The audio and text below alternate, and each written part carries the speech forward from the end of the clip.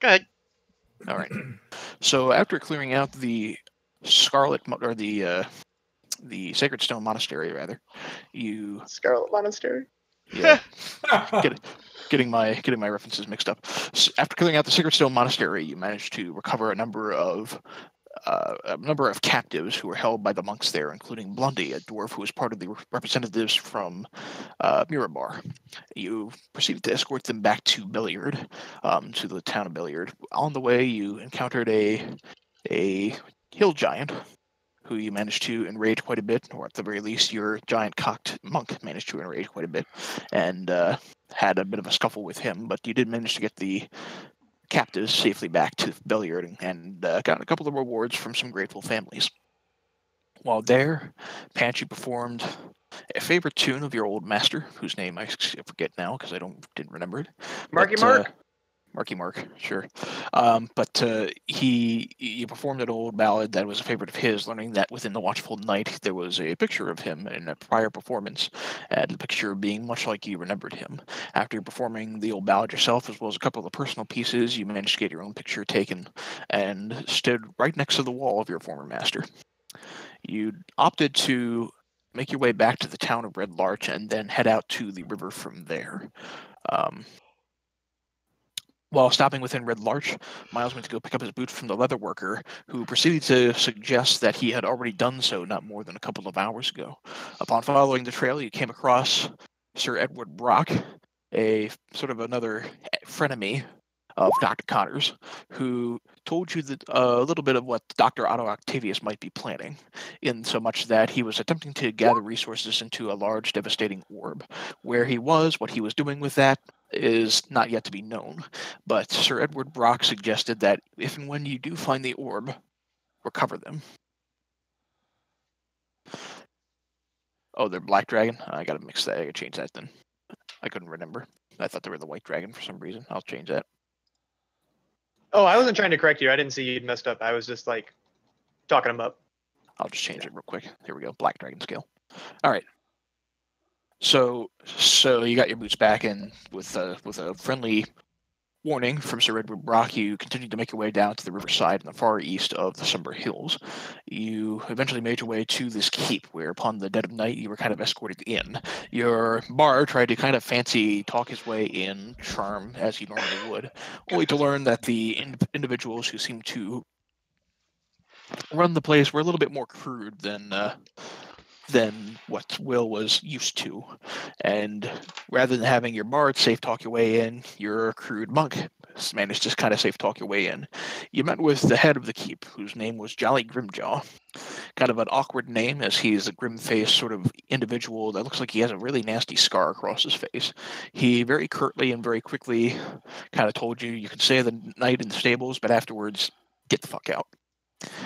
While making your way to the stables, which were in really, really shoddy, poor repair, you did manage to sneak through a hole on the roof to kind of get bearings within the castle yard, including near a keelboat that was moored close to one of the walls of the keep. Making your way towards the keelboat, you came across a couple of merchants, including one individual with blue skin and a beautiful face, a young woman, a water genasi who introduced herself as Boyansé. More pressing was the enchanted mandolin of Will's former master, that was in her possession.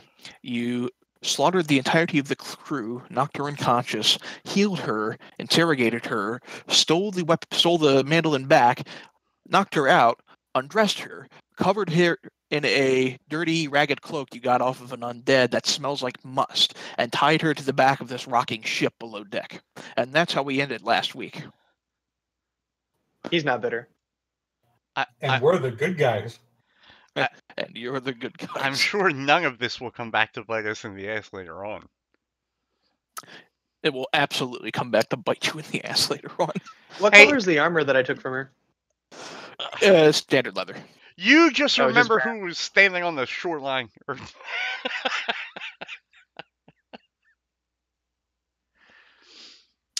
So for now, I'm gonna wear the boots, and then I'll eventually get the armor tailored. I know that I won't get the any of the benefits from both of those, but until we need them, I'm just gonna wear them and look like a badass. Oh wait, no, I don't want to take off my skill mail. I'm stupid. Never mind. I'll just I was going to say, the We can leather just you keep need to get armor, fitted sell for it. yourself is anyway, whoever's going to wear it, because it's fitted for, a young woman. Yeah, never mind. I'll just keep my scale mail on. Okay. I'm made of scales! So you're still kind of next to this keelboat with one of the nearby guards of the keep who's just kind of keeping watch. He clearly saw the combat take place, but was keen to just kind of leave it alone, but warned you not to cause a fuss with him and his mates. So it's still at this point kind of in the dead of night, probably close to maybe 9:30, 10 o'clock, close to the later evening. Not really the dead of night, I suppose, per se. But you're still kind of had snuck out of the stable. So what would you like to do? Well, we should find the prisoners if they're still here.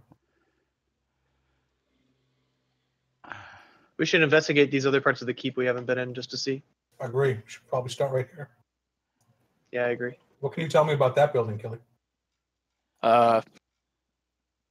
From the distance where you are, it looks like it's a recently reconstructed chapel of some kind. I'm going to just start walking up here because I Okay. can't walk on water. As you do, go ahead and make a perception check.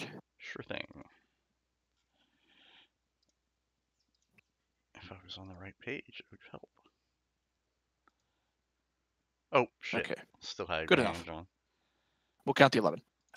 So good enough. Even within the dark, within the relative dark here, it's somewhat hard to see. As you're getting to the higher end of that parapet, you look out onto the castle yard, and you can see in a distance, and really they're probably a little further back, walking in your general direction. There are three other humans, one man, two women, who look like they're kind of wandering down towards the southern, or look like they're wandering kind of in your general direction at the very least. That you think they might be servants. Does it look as though that like they're going to the dock? You said kind of looks like I get that impression. It kind of looks like they're heading down to the south somewhere. Or at least you're getting that general impression. Do they look like they have malicious intent? Make an insight check. You don't think it's malicious. In fact, getting a look at them, it looks like they're at a distance. It's hard to tell, but they look kind of bedraged, not well treated. Let's try to make friends with these folks. I'm going to go take another step up closer. Yeah, let's just happen to we happen to cross their path at night. And now let me ask a question. Will, are you carrying the mandolin on your person at this point? Yeah, it's in the bag right now because I have to attune to it, but okay, I have it. Okay, I have my loot for the moment. For the time being. Okay. Yeah. All right. So as you're wandering up, these individuals come to about the crossroads here. They look up and they see you, and they kind of pause for a moment. I'm actually going to walk up to them and quietly, not like loudly, like a large conversation, I'm going to say, "Who might you gentlemen be?" They very meekly kind of look up at you, and the man says, "Yeah, you're not with the rest of the pirates here, are you?" Oh, God, no. We are actually anti-pirates. Anti-pirates? Is that a thing? It is now. Diamond Bear anti-pirates. Instead of R, we say rah.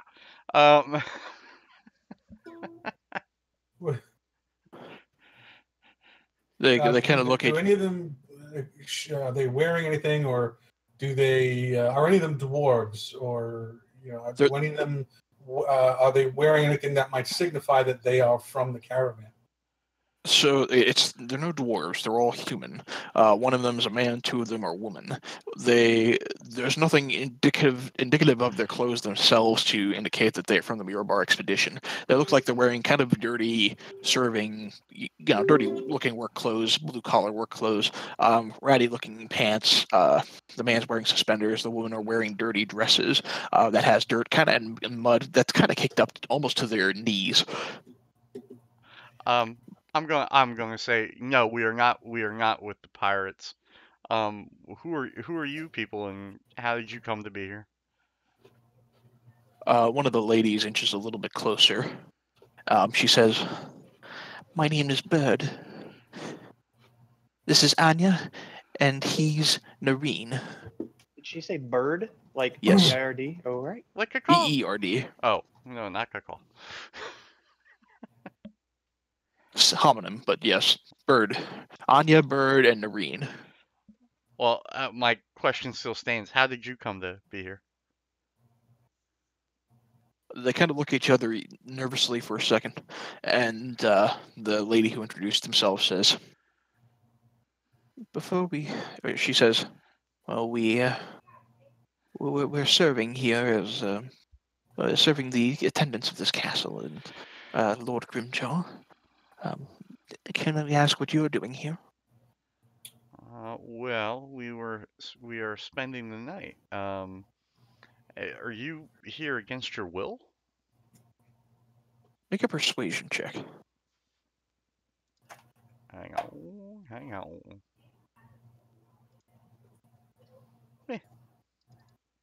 So up until this point, we didn't know like outright that they were pirates, right? Well, we didn't. We didn't know they were pirates. Like we didn't Right. have proof that they were pirates. But we But know the now pirate we know. sails. We know they sailed south from the monastery, which would Correct. lead them here, and that. And they this just is- said that they're pirates here. Yeah, Right. no. Yeah, well, yes, but within the documentation you found within the monastery, it was said that other captives were sold to to pirates that went downriver. Will will just say to them in hushed tones. He'll actually get up closer Mhm. and say to them, "Look, we're here following up on an attacked caravan from Mirabar. We heard prisoners were taken south along the river to a pirate stronghold, and here we are. If that's you, tell us now." Make a I like this persuasion tactic. check with advantage.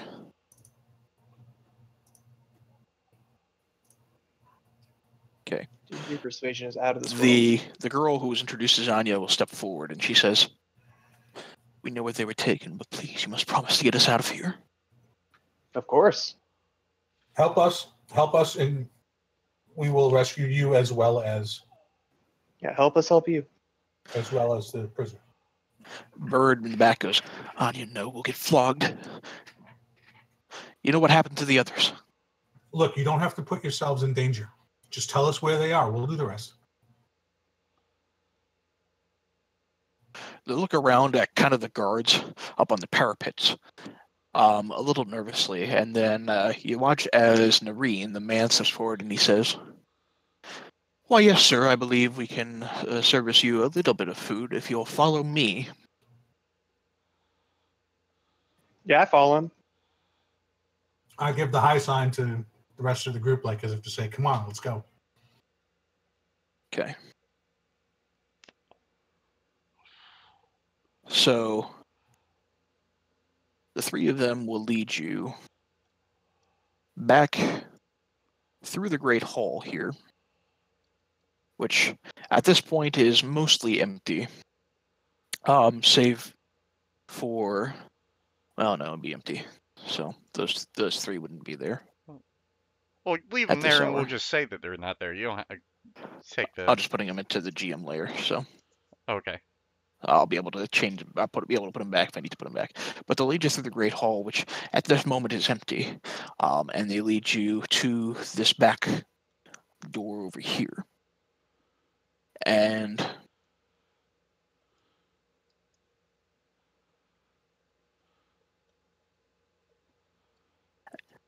into this room. And as you enter into that room, you can see the dormitory. This is sort of a plain-looking dormitory. There are 6 bunk beds here, as well as a small wooden table and chairs. And next to the table and chairs is a very large laundry tub and several baskets of completely dirty clothes and linens. And as you enter in, one of the individual who introduced himself as Nareen says, "There's a button hidden on the seat within the grand hall where Jolly sits. He's out hunting at this hour. I wouldn't linger in the hall for very long. That button opens up a secret passage down, well, I don't know where it goes, but that's where the prisoners that you're seeking were taken. Hmm. There's a button underneath his chair, and it leads to a passage underground. Got it. Behind his chair. Behind his chair. Okay. Okay. All right. Do you think you'll be safe here? I would say continue doing what your duties normally are. Yeah. Will ask him, how many more of you are there? Are there any other people being held against their will here? He says, excuse me. Anya will say, there were 5 more who tend to the kitchen. Can you get to them and have them come here?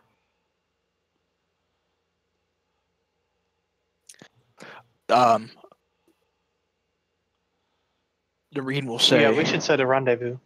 Noreen will say, a couple of the individuals in there were originally looking to join the pirates. If you try to free the other 2 in there from Womford, they may try to warn the rest of the castle. No, we can't have that. All right, stay here. Don't attract attention. We're going to go for the prisoners, and on our way back, we'll have you join us on our way out. If we can swing by and grab your friends, we will.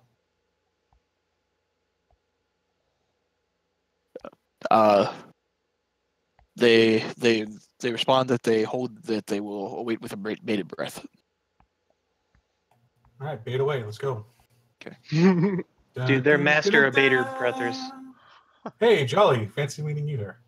He's not there at the time. Oh, well, can we just click the button then? Well, we have to find the button first. Well, it's behind his chair. It's behind the chair, but you don't know exactly where. So if you're going to look for it, go ahead and make that perception check.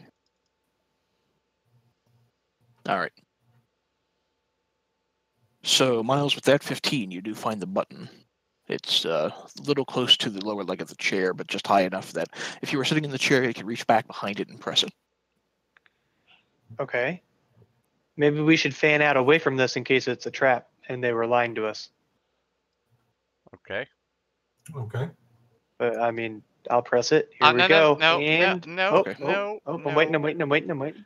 I will mage hand the button. Oh, nice, smart. Okay. All right. So you reach out your mage hand and you press this button, and behind the chair you hear the sound of shifting stone as you see a spiral staircase that descends down into some other level. Not a trap. Let's do it, boys. All right. Down we go. Before we go The down giant the boulder. stairwell, is there a way to inside here to conceal that this has even been triggered? Can we mage hand it shut? Once you enter down into the staircase, you think you could probably shut the door behind you.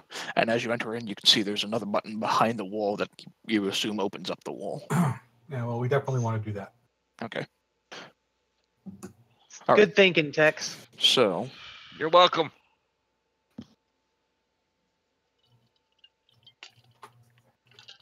if you'd all kindly move your character token somewhere down to the bottom left corner there. Mm-hmm. Yeah. 1 second. I lost my character token. Where the hell am I? Oh, there we are. Why the long face?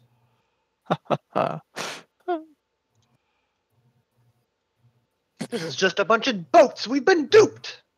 All right. As you wander down into that part of the, as you wander down the stairs, you eventually come down to what appears to be some sort of boat landing. It is at the moment lit by torches, where you see 2 small boats bobbing in an underground stream. The stream itself flows towards what looks like daylight to the east, and then leads upstream into darkness towards the west. And peering at this, you think that maybe this leads into another hidden section of where the temple might be. But as you're peering around, I'd also like you all to make a perception check.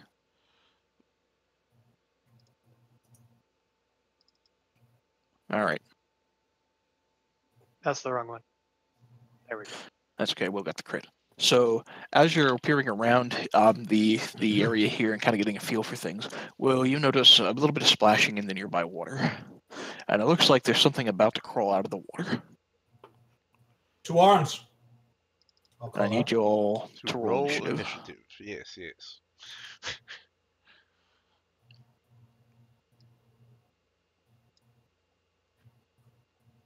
And I remember to click on my thing back. How Look am I at you. 31 hit points? Oh, that's from the earlier Did combat. they change something in Roll20? Everything looks spaced out a little bit more for me.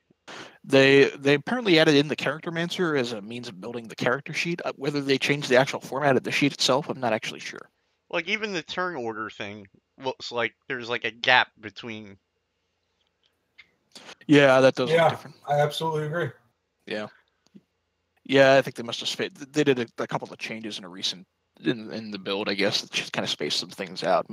Supposedly made things a little easier to read. I think they got some work to do in the character mancer to add in some of the extended stuff, though.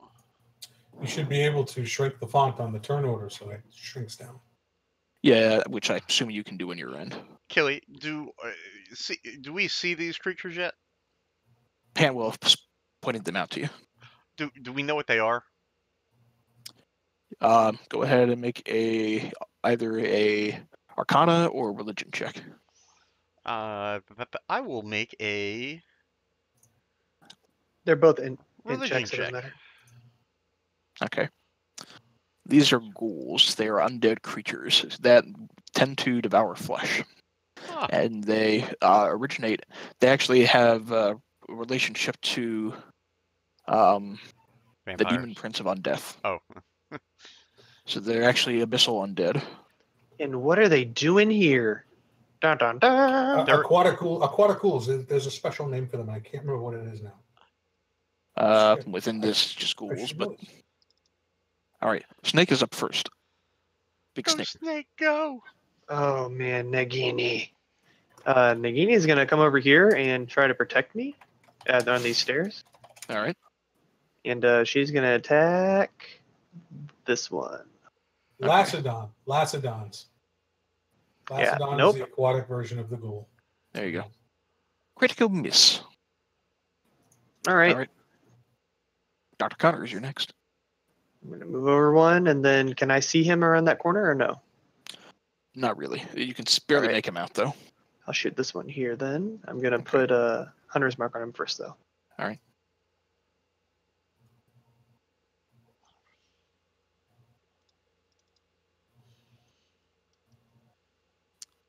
Ooh, nice.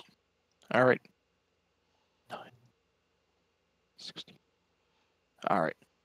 So that crit seems like it hits into a weak point that's kind of keeping the school stitched together. Your snake follows through with his attack, and a 13 is actually going to hit. You can watch as your snake rips into one of the limbs of this creature that just kind of causes it to go splashing right back down into the water. That one's taken out. I tell the team, these guys are pussies. Let's do this. That's my turn. All right. As you do that, the rest of them are going to begin to crawl up on land.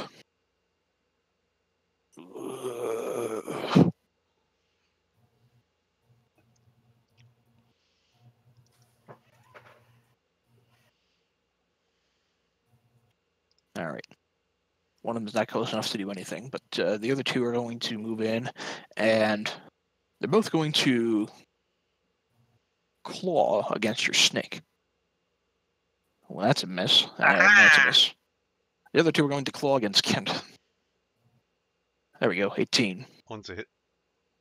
All right, so you take 8 points of slashing damage, and I need you to make a con saving throw. Sure. Saving throws. You fall down to the ground and are paralyzed. Okay. Well, you don't fall down to the ground, but you go instantaneously stiff. Okay. So, Tegan, you're next. All right. I am going to first, as a bonus action, cast. Actually, no, I'm not going to do that because. I'm going to cast Lesser Restoration on my wizard there. Okay. Good call. Now you have to get close enough to touch him. Oh, okay. Well, Go you can here, do that. it. All right. You are no longer paralyzed. Okay. And that is an action, not a bonus action. Yep. That's why I changed what I was about to say I was going to do. Mm-hmm. All right. Are you doing anything else?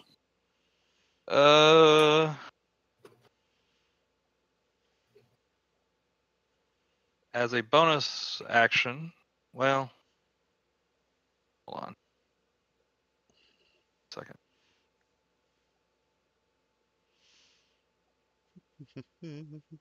No, I'm not going to do anything else.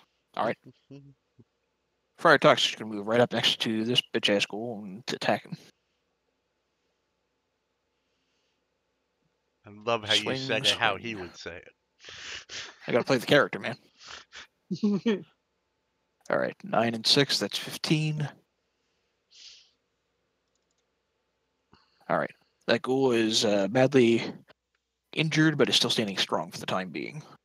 Will, you're next. Okay. I'm gonna pull out the rapier. Hello? Mm-hmm. Oh, What's up? hold on. Hold on one second, guys. Yeah. Yeah, speaking. How can I help you? Actually, now that I think about it, he gets one more swing with the quarterstaff because he's on martial arts. So that ghoul's actually just gonna go down.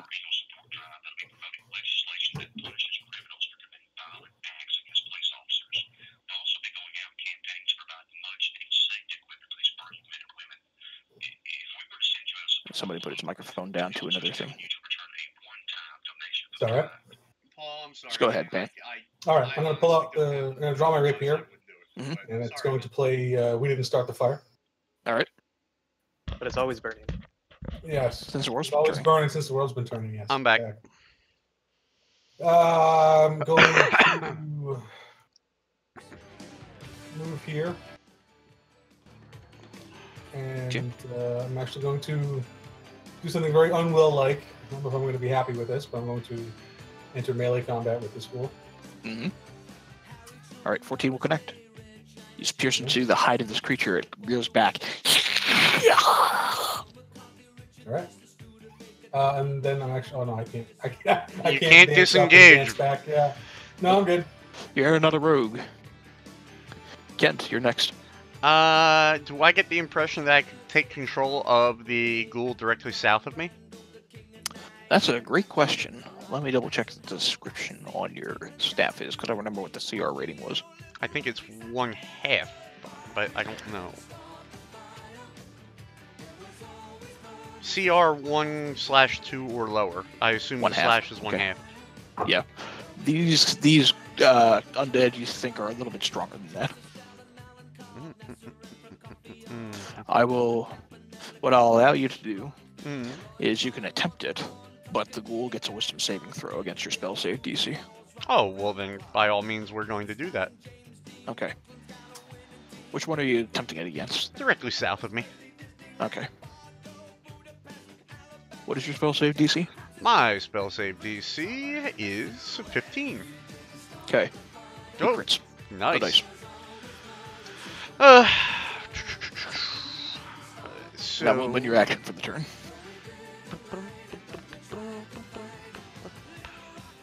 I'll stay here. All right. Big Snake. Yes. I'm gonna attack the one to the left here. All right. Okay. Connects, but as it bites down, you notice that the poisonous effect of your snake seems like it has no effect on this undead creature. Man, I've not heard that anywhere before. All right. Hold on. I'm sure it doesn't work on elementals either. I might add for your reference, you still got the hunter's mark you can redirect to something. Yeah. I'm gonna put it on the one to the south, All right. and then I'll shoot that one as well. Okay. All right. 18 will most certainly connect. It rears back into a weak point of this creature, and it rears back, but it's still standing. Is it still alive? Never Well, mind. You it's said it's alive still as a ghoul. standing. There Yep. you go. All right. Is he attacking the one to the south as well? Yeah, the same one. It's on its last legs. It's a little haggard looking. You see as bits of bone begin to kind of fall off, but it's still standing. All right. That's it. All right. The ghouls go next. The two engaged with your snake are going to attack your snake. 14 beat his AC. No, it does not. Nope, that's a miss. One against Kent, one against Will. Against Kent. Ties. All right. Attacker wins on ties. Wait, So I which need you which one was the one that attacked me? 12. the one directly to the south of you, the one that you tried to Oh, try. you didn't roll the other one yet, then?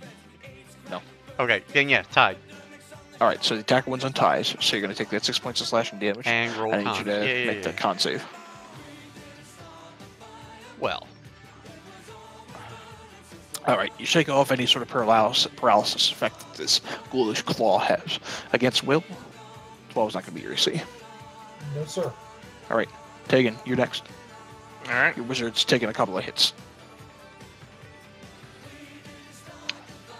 Well, can't have that. So while I'm standing next to him, I will cast Cure Wounds level 1 on him. All right. All right, 4 hit points back to you.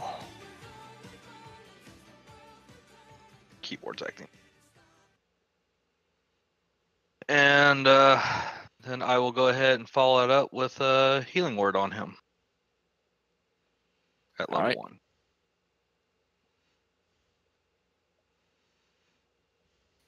All right. All right. And then in preparation for my next maneuver, I'm going to move right there. Tuck's gonna, on his turn, swing in next to the one on Kent. He's gonna swing first with the quarterstaff. Doing a whapping 7. Follow through with the second attack.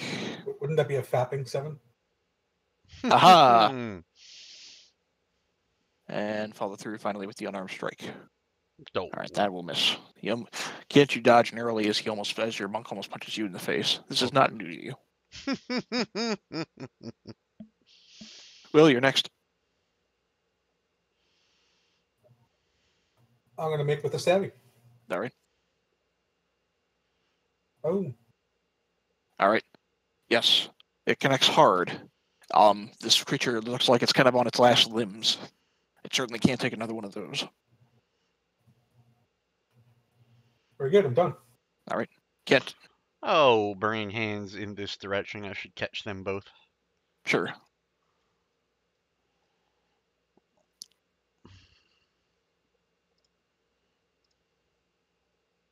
All right.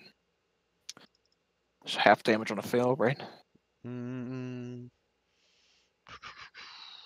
Yeah, dexterity for half. Yep. All right.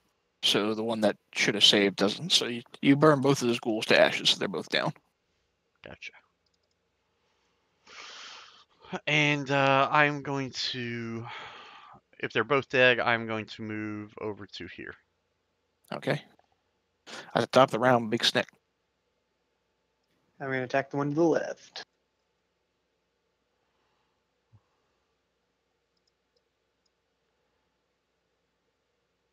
Oh, All right. That's not right. 19 will hit.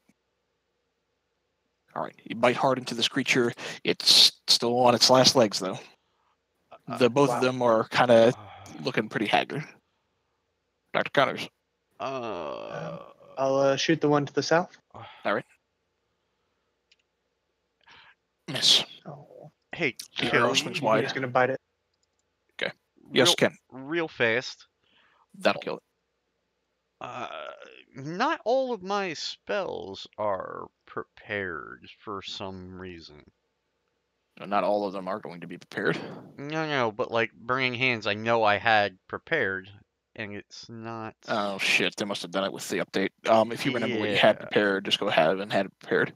The number you can have prepared is your total int score plus your wizard level. So for you, I think that's your little 6 total of 10 spells. Yeah, give me a So. minute. I just gotta. Oh, did they change that? I don't even see the prepare thing on there anymore. It's I'm not seeing it. If it makes you feel any better, mine's missing man. too. you just click it on the far left. Oh, you actually You just click click the the dot. thing. Oh, that makes it much easier. Okay. All right. So 1, 2, 3. I know those I had. 4, I should have read the 5, patch notes, man. I'll have to read them after this, see what all they've 6, changed so I can get a better feel of things. 7, 8, 9, 10. Okay. I got what I had. All right. So the remaining ghoul is just going to take one last desperate swing at the big snake. Yeah, Not you gonna be wish, tasty. ghoul. All right, Tegan. All right, I'm gonna thorn whip the last available friend there. All right. Ooh. Not enough. Your whip kind of cracks into the concrete wall nearby. You watch as bits of rubble kind of spew nearby, but it doesn't manage to finish it out. Yeah, I'm not surprised. Tuck I'm not moving. Him. Tuck argues, watch a real man do it, blah, blah, blah. And he's going to just finish it out. Blah blah blah. I can't do a good Karen. All right, you're out of combat. Okay. My snake comes back over and I said, "You're such a good girl."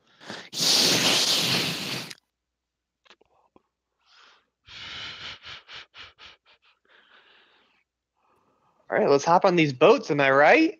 And because we've already entered combat, I'm going to cast Major Armor on myself. All right. So your AC will go up to that 15. Yeah. Now, the boats themselves are actually an underground sort of river, and as you look around, you do see that they lead to what appears to be out to a little bit of daylight, but it looks like underneath that daylight in this underground river is a stone door, and you see the very similar sort of key that you've been seeing on that same area below the Sacred Stone Monastery, and you get the sense that, yeah, this is just another entrance into the temple once you get the keys. The fragments of the key. Okay, that's to the left or the right? Down, it's down the river. The left. The left. That would be the darker area on the left? Darker area is on the right. Oh, okay, The lighter okay. area where the temple is on the left. I gotcha. And we're not rescuing anyone today other than the people upstairs. So let's go. Back up. Wait, what? We get nowhere. There's nowhere to go down here except the temple, but we don't Yeah, have we all need the a keys. key. We need the other two pieces of the key. So there was no way to go the other route? No, the people we're after So were here's taken to the temple, yeah. which we So can't get into. So here's the description. The I may have the missed it, actual and I apologize. the entrance into the temple itself is in this underground river, and it actually goes for a couple of miles upstream. But even from this distance, you can make out the door. Okay, So fair enough. So we'll get the servants and we'll blow. Well, we could get the servants and we could ship them out on one of the boats going the other way, right? No, not a terrible idea. If they can escape that way, they could probably escape the other way too. Just find the shore before they get to the temple and make a run for it. Well, that way they have to go through guards, don't they? I mean, we have to lower a chain and... Well, no, it's open, right, Kelly? I mean, once you're in the sunlight, you're in open ground. But the water does end at the temple. yeah, so the sunlight is where you can see the door. It's still kind of hidden by this overhang. Think of a crevice within the earth, right? And in that crevice is this river. So it's still kind of underground, but there's enough daylight that's shining through the crevice itself that if you were able to stand above it, you would be able to see the entrance.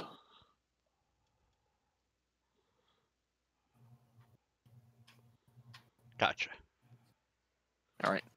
So you crawl back up the stairs. The stone door is still closed. Are we all here together? I'm there. I'm behind Garen. Gird your loins. I'm sure they're waiting for us. Hit the button and go. And move quickly once that button's pressed and that door opens. Fan out. 3, 2, 1. Nah! All right. As soon as you press the button, and the stone door kind of slides open, you do kind of rush out, but you see a very, very pissed-looking Oliver Grimjaw, along with his other guards within the room, and he shouts, "You are right, Hirschnosa. They knew too much." And you watch, and as you enter the room, by the way, you do see formed next to Jolly Grimjaw is another elemental.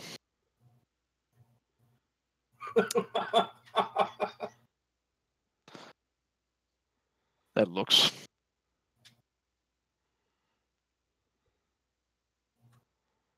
like that. Yay! Oh boy! Yay! Another one of these bad boys. Is that So- metal armor? That is absolutely metal armor. Yay! Finally, something with metal. By the way, this is where we get the raft in the sunken temple. That is absolutely true. All right, so go ahead and roll initiative, my boys. Put the other two. Kent. Put the Tuck and Kent in the room somewhere. Well, yeah. Hold on. Kent, initiative. I will bite. All right. Now, excuse me, because I have a lot of initiative to roll.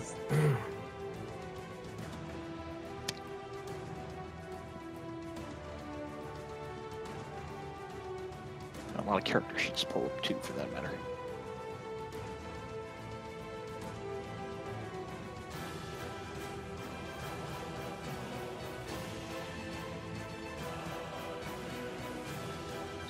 K16.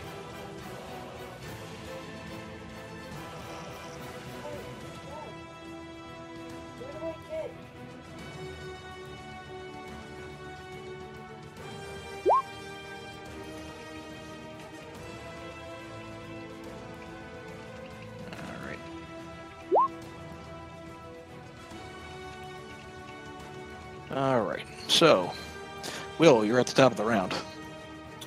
I am, aren't I?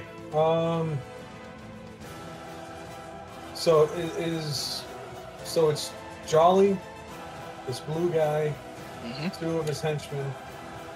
That blue And guy the is Myrmidon. and the Myrmidon. Is the blue guy another water genasi? Interestingly enough, go ahead and make a quick perception check. This won't be an action, so. Yeah, I'll do that. Okay.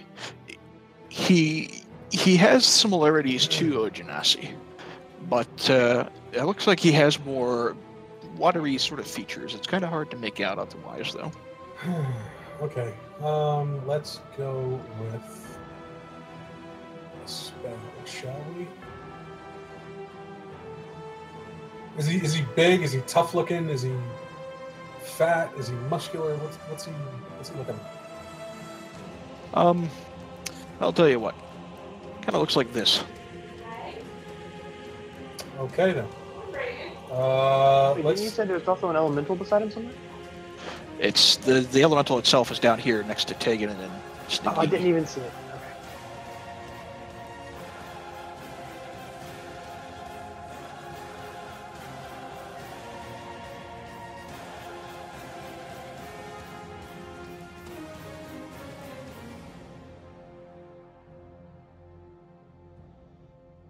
All right. Did you do a handout or something? You said it looks like this. I did. It's a fathomer, wherever that shows up in your journal, but that's what it is. Oh, wow. So, you casting that on the fathomer? You're muted in Discord, by the way. Yes, on the Fathomer. Okay, I'm So- sorry. I've got people milling about here, and I'm trying not to that's fine. have it come through. Britain. Intelligence save. Although that's certainly not going to work. All right. So you managed to get this concentrated spell affected upon this fathomer, this blue-looking fella, and he kind of looks around, a little bit frightened, a little bit. Now, But I can still take my move, correct? yes, So let's see. Where can I go? I will say Jolly's right next to you. Yeah, but he hasn't acted yet, and we're not. I mean, I just came through the door. Does he still get an opportunity attack? He still gets an opportunity attack. No, for Pete's sake. You knew you were there. No, I know. All right, no, I'm not gonna give him the chance. I will move, but I'm going to move here. All right. Yeah, I want to keep him between me and the Fathomer. All right. Nagini, you're next.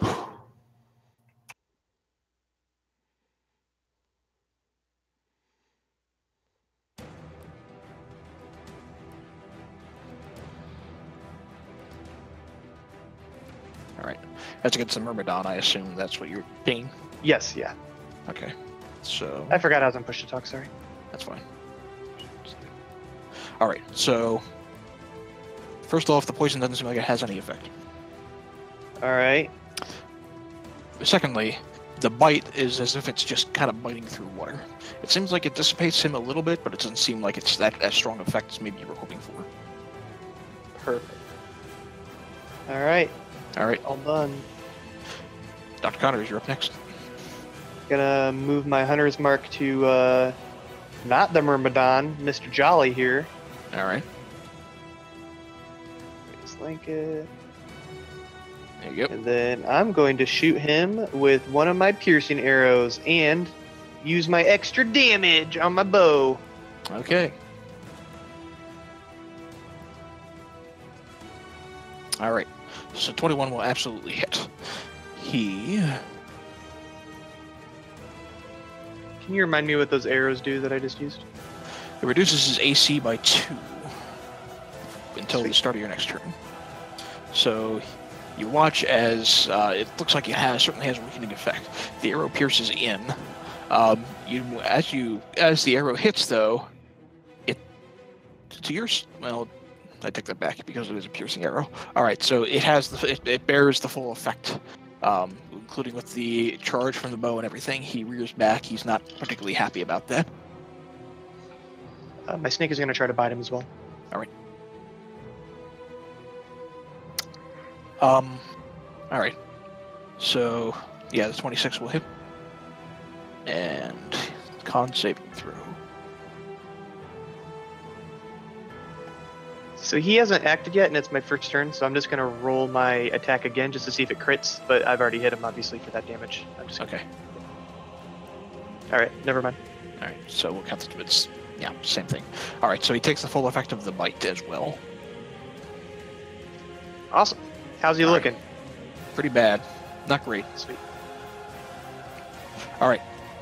The two guards nearby see all of this going on, and they pull out their swords, which, as you look at the swords themselves, it looks like they're actually kind of crude, and at the very end of the sharp end, actually it looks like it's made out of a bunch of shark teeth. But they're going to charge forward.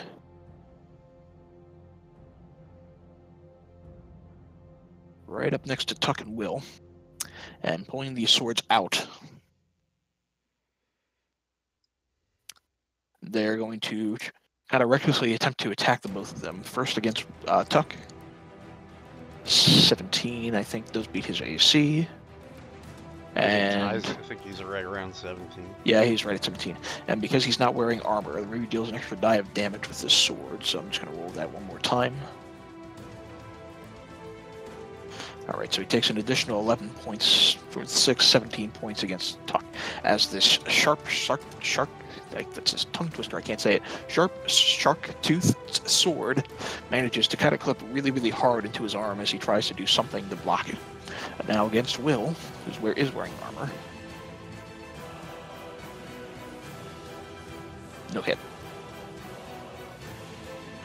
Jolly's turn next.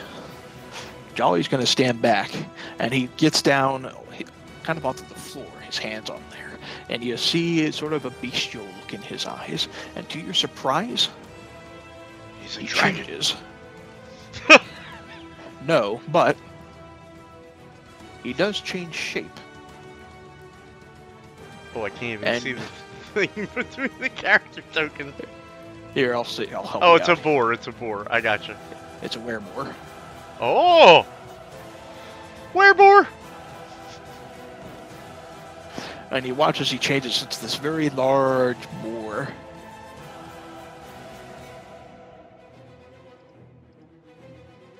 And unfortunately, that's going to be his action for the turn. So he's just going to look really, really pissed in this boar form. All right. Tuck will be next. Taking out his staff, he's going to upchuck the wave.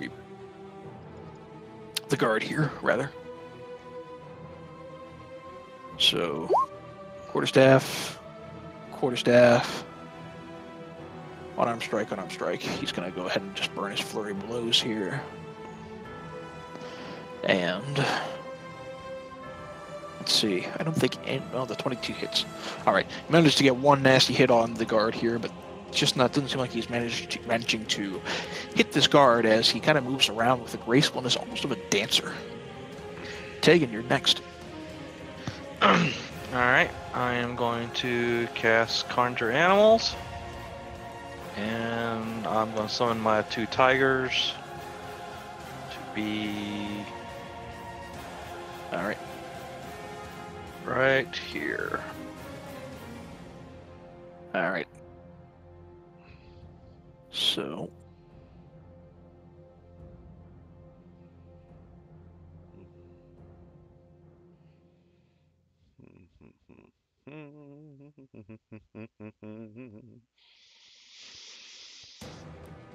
Alright.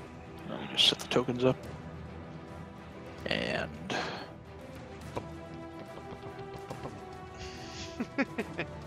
I like the music. What can I tell you? Thanks.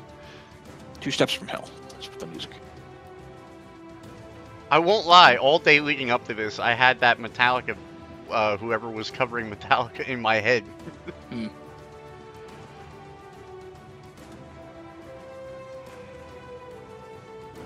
Alright. The Stormkeeper from 2 Steps from Hell. It's kind of trailer music. That's what their specialty is. I thought for a fight against water pirates, that might make for a good theme. But alright, so go ahead and drag your tigers wherever you would like them. You should have control over the character sheet for them as well as the character tokens themselves. Yep, I want them both to be right there. Alright. Alright, so go ahead and roll initiative for those animals then. Yeah, that's what I got to remember how to do. It's So, just there should it have is. initiative die There, right up yep, at the top there. Yep, Alright. there it was. 3.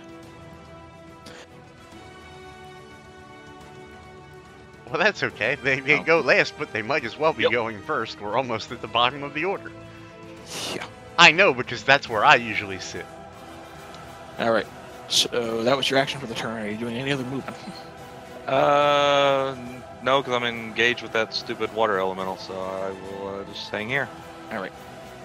The water elemental, speaking of, is seeing how badly his master got injured, is going to shift down, and as he does, he's still technically within range of Nagini's melee, so it doesn't trigger an attack of opportunity. And he's going to move right up next to Dr. Connors, and taking his trident. Oh, No attack by the snake? it's still in Yeah, range. that's what He's still within range of the snake. So Just because Oh, the snake has 10 feet, you're treating that as a disadvantage to him. That's It me. is. Yeah, you shouldn't do that. He's like, All right. that's what happens when you strip naked fucking female. So you watch as a frosty sort of energy begins to envelop the damage isn't relevant here. But you watch as a frosty sort of energy begins to kind of envelop the trident, and as it does, he's going to poke at you 3 times with it. The first one is a 17 against your AC. Ties. All right, so it's going to do an extra 6 points of cold damage on top of it. Now, does that I take half cold damage. You take half cold damage, correct. So you're taking a total of 9 points from that first strike. The second strike is an 18. And you're taking, we'll reduce that by 2, 8 points of damage from that strike. Oh, I'm wrong. I take the full cold damage. I can't be critically hit by cold damage, sorry. Oh, that's right. Okay, so minus the additional 3 from there that I reduced, and then the additional 3 from there that I reduced. Okay, one more strike against you then. He's like, sure, why not? What a turd. 12, so that one didn't connect. So he manages to get you hard with the first 2 strikes. You'll feel Yeah, this cold he energy gets me as hard. the strike hit the weak Can points of your torso. Can I do cutting words to mitigate those hits? Is that a reaction? It's a reaction, yes. You can do it against one of them, so you got to choose which one, either the 18 or the 17. Which one did more damage? The 18. By No, how many 17, more? I'm sorry, the 17. 17 did 12. Then the 17, and if it's a tie, then it's just automatic. Yeah, okay. So we'll go ahead and deduct the cutting I words there. deducted the die. Okay, so you get those hit points back. Okay. Alright, so he strikes in, and you watch as Pants says something really, really nasty Shoot against sometime. him. There you go. And you manage to parry the strike just before it hits. Alright, Kent, you're next. Okay. The awesome part is he's not even wearing shoes. All right. I am going to... Hold on, let me just see something real fast. I'm going to step to here. I'm going to move first. Then I'm going to bamf to there as a bonus action with Misty Step. And then I'm going to turn around and point at every enemy in the room and yell, "Slow!" and cast slow on all of them. All right. Nice. And I will link that for you. Hold on. You magnificent bastard. No reactions or bonus actions. All right. Wisdom saving throw. I'll go with the 2 guards first. The first. I believe what's your DC? That's I'm sure it's higher than 15. 12. 15. All right. So one of the guards fails. Second guard fails. They're both affected. All right. As for the fathomer in the back, also fails. Come on. He's just a mess. All right. For old Jolly, he succeeds. The elemental.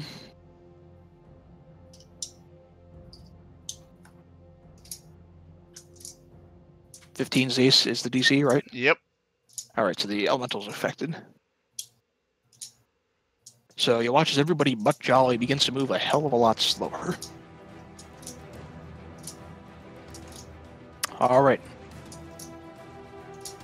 Takes a -2 penalty, AC text save, can't use reaction. Action or bonus action, not both. All right. Regardless, creature attempts to cast. The casting time will D20 on 11 or higher. This spell doesn't take effect until the creature's next turn. All right. So you're making are you making any? I guess you already kind of bamped in there, so you're probably good to go. Yeah, I moved and then I had to step in the room, then I bamfed, and then... And Killy, I just have a quick question. The ring is spell storing. That I don't actually have to activate the ring. That works like casting a spell, right? Yeah, it counts as an action to cast any spell from it, but... Okay, then I did not use that particular one. I had the one memorized, so there we go. Okay. All right. Okay. 2. Okay. Well, What? What movie? actually, come to think of it, so here's the rule with spell casting. Yeah. I completely forgot that you had bamfed. The general rule of spell casting is if you cast a spell as a bonus action, the only spell that you can cast as a follow-up for an action is a cantrip. Oh, well, that's good to know. And so I'm standing there, and I will cast a cantrip, and then we'll worry about the slow next turn. Yeah. Sorry, fellas. That's okay. Mistakes are made. We all learn. Oh. Let me add that back then. I'm sorry. I completely went over my head that you had bamfed. I was looking at the slow, thinking, okay, roll high, roll high. Gotcha. Let me add that back then, because I have not Yeah. cast that 3rd level spell yet. Okay. Yeah. So, just a reminder for the rule in the future, if you cast a spell as a bonus action, the only spell you can cast as an action is a cantrip. Yeah. I gotcha. So can you cast a spell and then cast that as a bonus action? You can cast a spell as an action and then cast a cantrip as a bonus action if the cantrip allows you to cast it as a bonus action. The general rule behind spell casting, just to partly prevent spellcasters from being a little ridiculous, is that you expend a lot of energy within the span of a very short period of time in order to cast a spell, even as a bonus action. That's just kind of the ruling for 5th edition. Okay. No, I didn't see that. I figured bonus action, you could cast it as a bonus action. Like if I cast a spell, I would be able to cast that as a bonus action afterward. But okay. Yeah, if you had the spell stored in the ring, I'd allow you to do that because you'd be using the ring. But I actually did, but the problem would be I'd have to take an action. Right. So that would be the problem. Okay, then I'm going to cast a cantrip on one of these guys. Give me 1 second.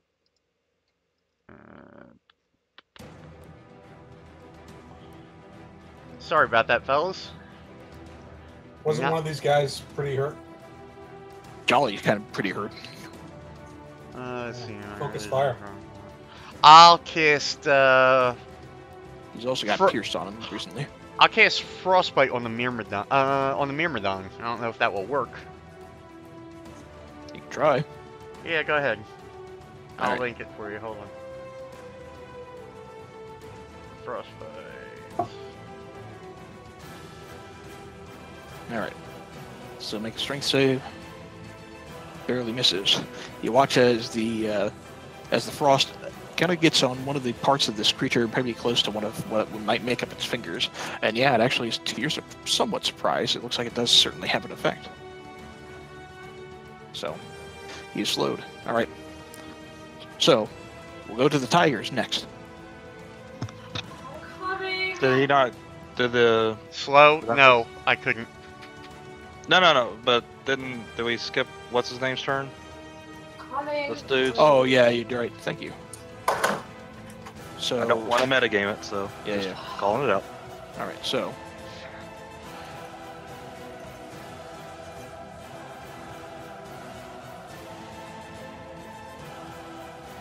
Seeing, really, it's his boss that's kind of in trouble here, and it's the ranger that's kind of been a bastard about it.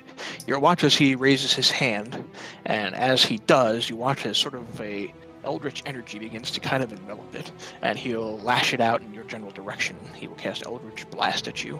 Unfortunately, it's not going to hit you at all.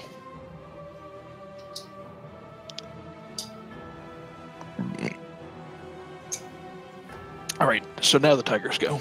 Alright, so I am going to take them and charge here, which is over 20 feet, and hit them with Claw.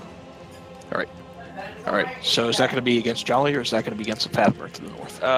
Jolly. Alright, so 19 will hit. Your tiger slashes into him, and it seems like it certainly has an effect, but it's not nearly as strong as maybe that the effect would normally have, as if he's kind of has some natural resistance against non-magical attacks. But it's a magical attack, right? Oh, you know what? You're right, because it's a fey creature, so it does do the full effect. And since I moved over 20 feet, he has to do a DC 13 strength saving throw. Okay. Otherwise, he gets knocked prone.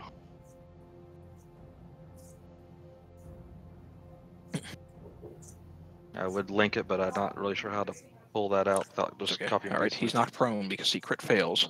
Alright. Not a particularly strong leader, apparently. Alright, and then my second tire is going to come right here and hit him with a bite.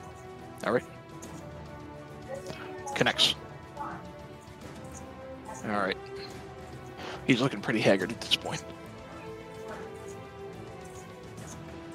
And that should do it for the tigers. Alright. At the top of the round is Will. Well, after your benefit, go ahead and just roll the bite one more time because he's prone and you'll get advantage on the attack. Get a crit.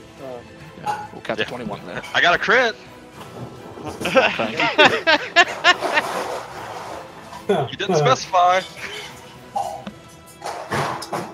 All right, Will. Let's see. I don't like being surrounded, so I'm actually. I hate doing this. I'm going to take a disengage action, and I'm going to move. Let's see.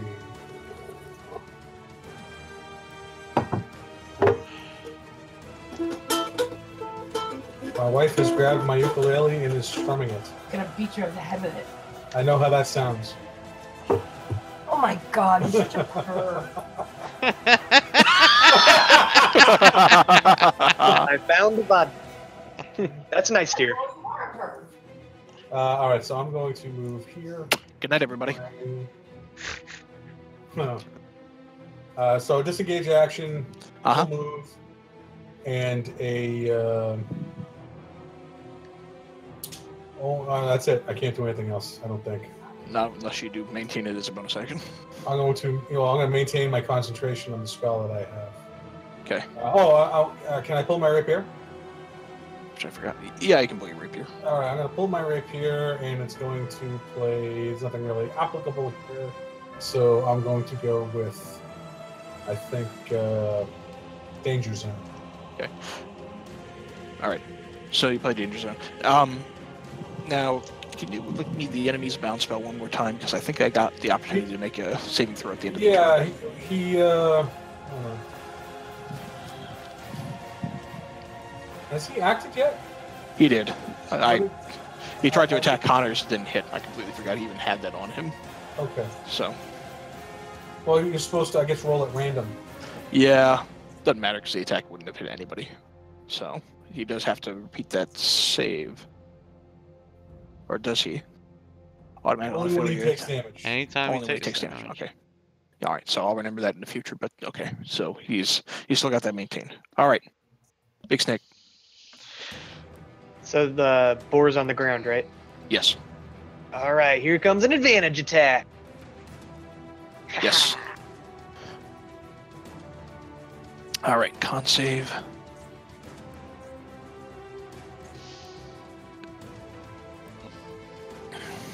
All right. DC 12. Damn. All right, so he takes the 19. Well, the bite doesn't seem like the piercing from the bite doesn't seem like it's that strong, but it seems like it does take the full effect from the poison itself. He's still alive. Big hit, happy body. He's kind of on his last legs though. Dr. Connors. Kurt here is going to pull out his swords and charge them using his bonus action, and then he's going to attack this myrmidon. All right. Okay. Neither attack will hit land. Damn. Let's see what the snake can do. All right. Now, is that landing on the myrmidon or is that landing on Jolly? If I can attack Jolly, I'll attack him. I didn't know I could. I guess I can attack whoever I want who is in range. Yeah. So yeah, I'll attack Jolly. Basically a multi. All right. So you bite into him, but he's certainly on his last legs, but he relentlessly endures. Doesn't look like he's going to be able to stand much more. All right. All right. So, Glory, just get you real quickly up to speed. You snuck your way away from the boat. You encountered a couple of peasants who told you that they were kind of being kept prisoner. They told you that the other prisoners from the expedition were taking down a secret staircase. You followed the staircase down, killed a couple of ghouls near a secret boat landing that looks like it leads into another part of the temple. You followed the staircase back up, and you found a bunch of these guys standing there looking pretty pissed off. And you do see the water myrmidon that you think, based on previous experience, the thing that makes up this creature is probably has the other fragment of the key. Okay. So, all right, the two guards are going to act next. One of them is going to step between Jolly and the snake, and he's going to actually just poke down against the snake with his longsword. He wishes. Oh, yeah. 18. and because your snake's not wearing armor, it's going to do another die of damage. So we'll count the 5, unfortunately, but he'll take 8 plus 5, 13 slashing damage, as this shark-toothed longsword kind of clips into him. The other guard is going to take his and try to attack Tuck with it. Why are we using these swords? These things are brutal. I want all my minions armed with shark-toothed swords from now on. All right. Jolly gets up from being prone. And you listen, by the way, Jolly, the head of this guy, is a werebore. He will grunt angrily, and turning around towards one of the tigers, he is going to attempt to maul it with his claws and then rip it with his tusks. So we'll maul him first for 22. That's certainly going to hit. That will maul. Yep, and follow through with the tusks, and that will certainly hit. I need that northernmost tiger to go ahead and make a con saving throw. Actually, it doesn't, because that's a fey creature. He can't be affected with a werewolf like in 3B, so... And he's going to disappear. Yeah, so don't worry about it. Alright. Tuck, you're up next in the midst of all of this. Doing you guys on my right. Alright. Might add for your benefit that Tuck took a really nasty hit from that longsword of this guard before. I can see that.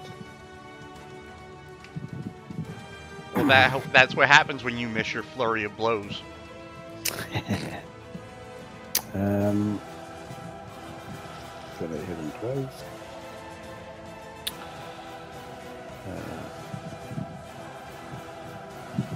Unarmed strike. All right. And All right. So all of those are going to hit, and as you flourish in, the two swings with the staff itself will actually take her out. okay. Then I'm going to swing over to the other one to my left and hit him one. All right. So we'll have that unarmed strike swing around and hit him. He reels back, but is still standing. I'm going to use one key and try and stun him. All right. With stunning strike. So Constitution saving throw. All right. 15, I'm sure, will beat the AC. Yeah, the that's DC. 14. All right. Manages to shake off the stunning strike. Tegan, you're next. Alright, I'm going to Thorn Whip our little werebear boar, whatever the hell he is. All right. All right. As you whip him close to you, is there any way you'd like to do this? It's going to be the killing blow. I'd like the whip to go around the wereboar's neck and squeeze so tightly it pierces him and chomps his head off. All right. Watch as this thorny whip begins to center around as the tigers look at Jolly Grimjaw and this wereboar form pretty handily. As he pulls back, you listen as this boar kind of squeals out. And watch as the thorns dig deep into its neck. And it just rips its head right off. That was not a bad boar. Awesome. Thank you. You're all weak. All right. He's dead. And I think I'm good with that. All right. The Myrmidon, flourishing around in your direction, Tegan, is going to poke you 3 times with his trident. Poke, poke, poke. 23 will hit, 17 will hit, the 9 will not. So you're taking a total of 11 piercing damage as this trident pokes into you. How close a hit was that 17? It's 2 above his AC. All right, roll your damage. No, it's only 1 above my AC. Yeah. My AC AC is is 50. I got that shield on. Oh, you're right. Yeah, right, because it's a +1 shield. So it is 1 above his AC. You can cutting words it if you want, but you have to roll anything but a 1. +2 AC, period. Well, I want to see what Because if the damage is light. It doesn't. I'm not going to waste it. Yeah, it's a +1 shield. A shield by default is a +2 to AC, +1 So it gets shield adds an +3 extra altogether. 1. Yeah, so with the shield, it's +3 to his AC. All right. All right. So Kent, you'll be up next. Sure thing. I'm sorry. How? Oh, the damage is right there. He took 5 from the 23, 6 from the 17. And how much of? I yell at the bar, just save it. All right. Okay. Good. Okay. Well, now I'm going to cast slow on the remaining enemies. All right. You want me to link Do it you again? have to re-roll, or are we just going to They- get the same rolls as before? No, we have to re-roll because a couple of party members are dead and everything. All right. So yeah, go ahead and make that spell one more time. Yep. If you wouldn't mind. So wisdom save. The Fathomer up top is going to fail again. All right. All right. Didn't fly the mark. Come on. Yeah, it did. There it is. Just hiding. All right. The guard, the remaining guard, will fail. And finally, the Myrmidon will fail. So they're all slowed. And I'm going to move to here. Okay. The Fathomer, because he's still affected. 1, 2, 3, 4, 5, 6, 7, 8, 9, 10. Perfect. He's going to roll a d10 to see who he attacks. You know what? I can just do this. Roll here. I got a d10. Alright. You're just looking at an excuse to roll that metal dice. Yeah. And I rolled a 10. So number 10 on the list there is actually going to be Dr. Connors. He raises up his hand and he's going to attempt to cast another Eldritch Blast in your direction. And because it's a spell, he's going to have to roll a d20. And it's low enough that it does connect. So, he crits. Jesus. Holy cow. What? 29. Alright. Spell creates more than one beam when you reach higher levels. 2 beams, well, it's both beams because it's doing the bonus damage and everything. Alright, But you have to roll for each beam, by the way, if you're creating more than one. So they each get a separate roll. Yeah, and it's rolling the dice as 2d10 with the cantrip, So here, let me give you that 28, 29 back. So you're right. So I'll fix that spell. But with that crit, what'll happen then is we'll count to the 18, I guess. No, well, it'd be half and half. So it'd be the 8 and the 5. It'd be the 8 and 5, the first right? two. 10, 11, 12, 13. So you are taking 13 points from the first beam, and then he has to roll the second one. He has to roll another d20 for that.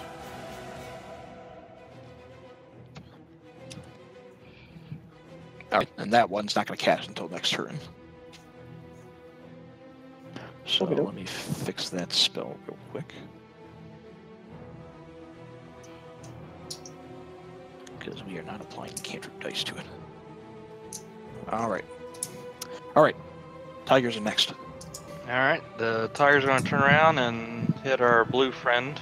Okay. First one will bite. Okay. At the end of his turn, he has to make a wisdom saving throw to see if he breaks that slow, by the way. He still doesn't. So. And he does take -2 to his AC. Yes. So, which is good because he had mage armor on. Alright. So, yeah, the crit's certainly going to hit. And it hits him for the full effect. He watches this creature bites down deeply into this elite-looking guard. Alright, and then the other tiger is going to do the same. Alright. I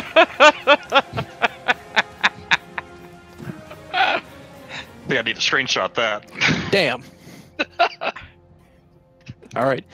Your tigers ruthlessly bite into this creature.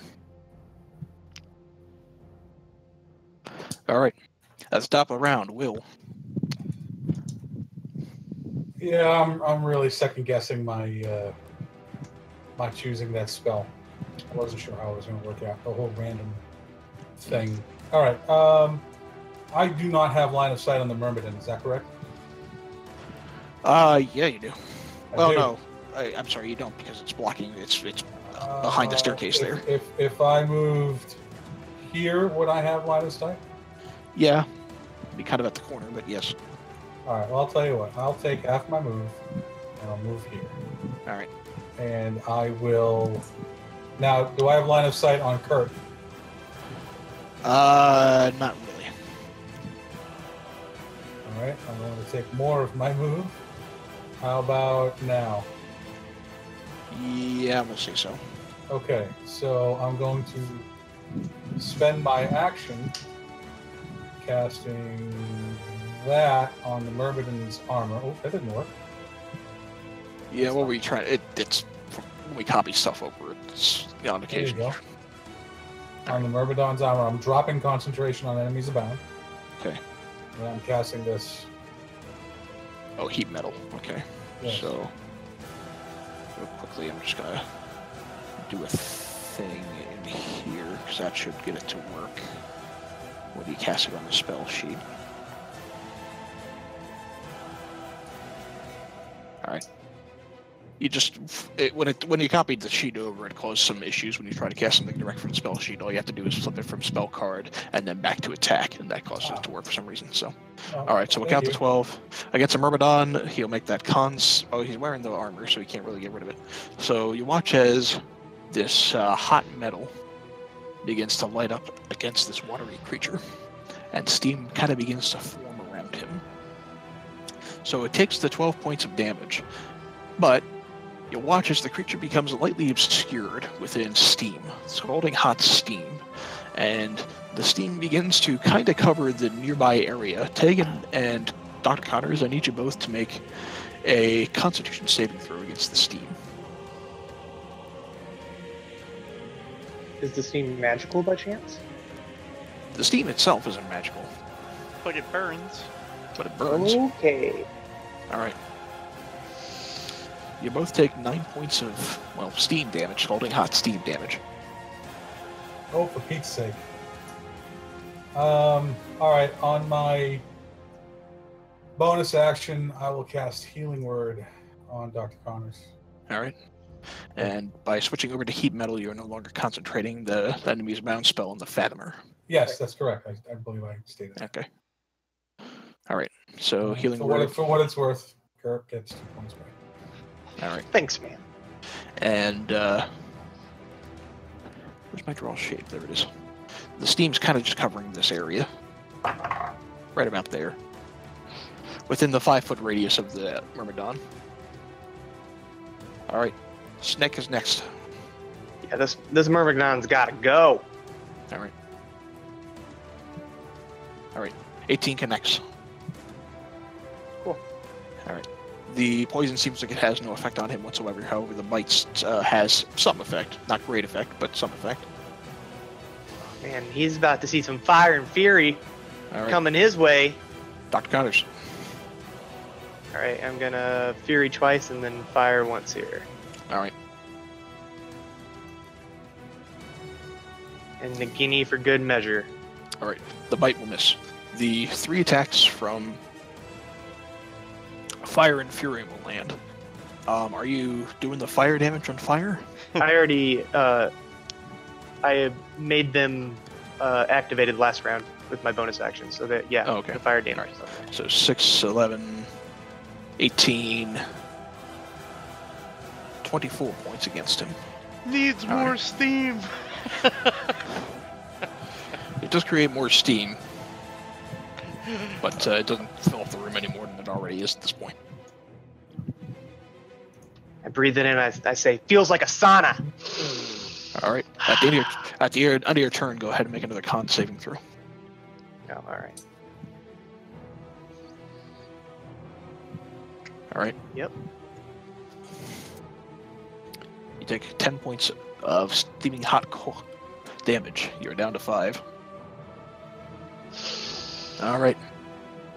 So, 2 guards down here are dead. However, running panicked from upstairs, come down 4 more as they hear the sounds of combat.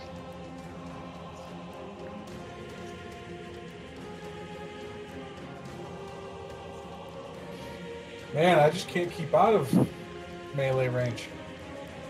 Alright. That's about as far as they can get this turn. But the one next to Kent is going to go ahead and take its sword and attempt to just swing it right into you. Yep. Alright, 17's going to beat your AC. Because you're not armored, you're taking an additional 12 points of damage for a total of 18. Alright. Jolly's dead. We can remove him from the turn order. Tuck, you're next. Actually, this guy was prone. He's still alive, actually. He's slowed. So, for you guys, he's going to attempt to make a swing against you. Because it's not a spell, he does get the attack off. So he's going to make an attack against you. Sure. Now, Link's slow for me again, because I can't remember if he has disadvantage on the roll or something. Hold on. Oh wait, this Maraudon slowed, right? Yep. Yes. Is his AC -2, 15 yes. By chance? No. Damn. Okay. Still higher than that. All right. Dex, action or bonus action, not both. It can't make more than 1 melee attack during the turn. Blah blah blah. Okay, so no, it didn't make any sort of damage or don't have any sort of disadvantage. So the 23 will hit. You'll take the 12, and because you're not armored, you're taking an additional 3 points for a total of 15 against you. All right. So now it is your turn, Tuck. So, right, there's a guy still next to me. Yep, and he'll have to make that wisdom saving throw at the end of his turn, which he does not save. And actually, Kent, since you're concentrating on the spell, I need you to make a con saving throw. Sure, because of the damage. Yeah, because you took damage and you're concentrating on the spell. Ooh. Alright, the slow ends. So they are not slowed anymore. All right, so go ahead, Tuck. I'm sorry. An attack is considered an action. Mm-hmm. Correct.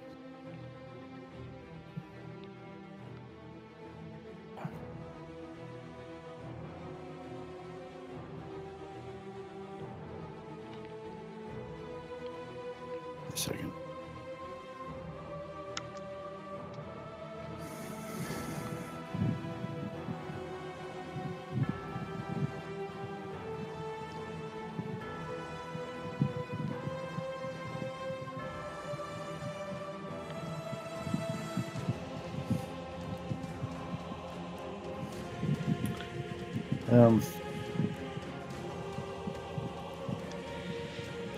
I'm gonna attack him.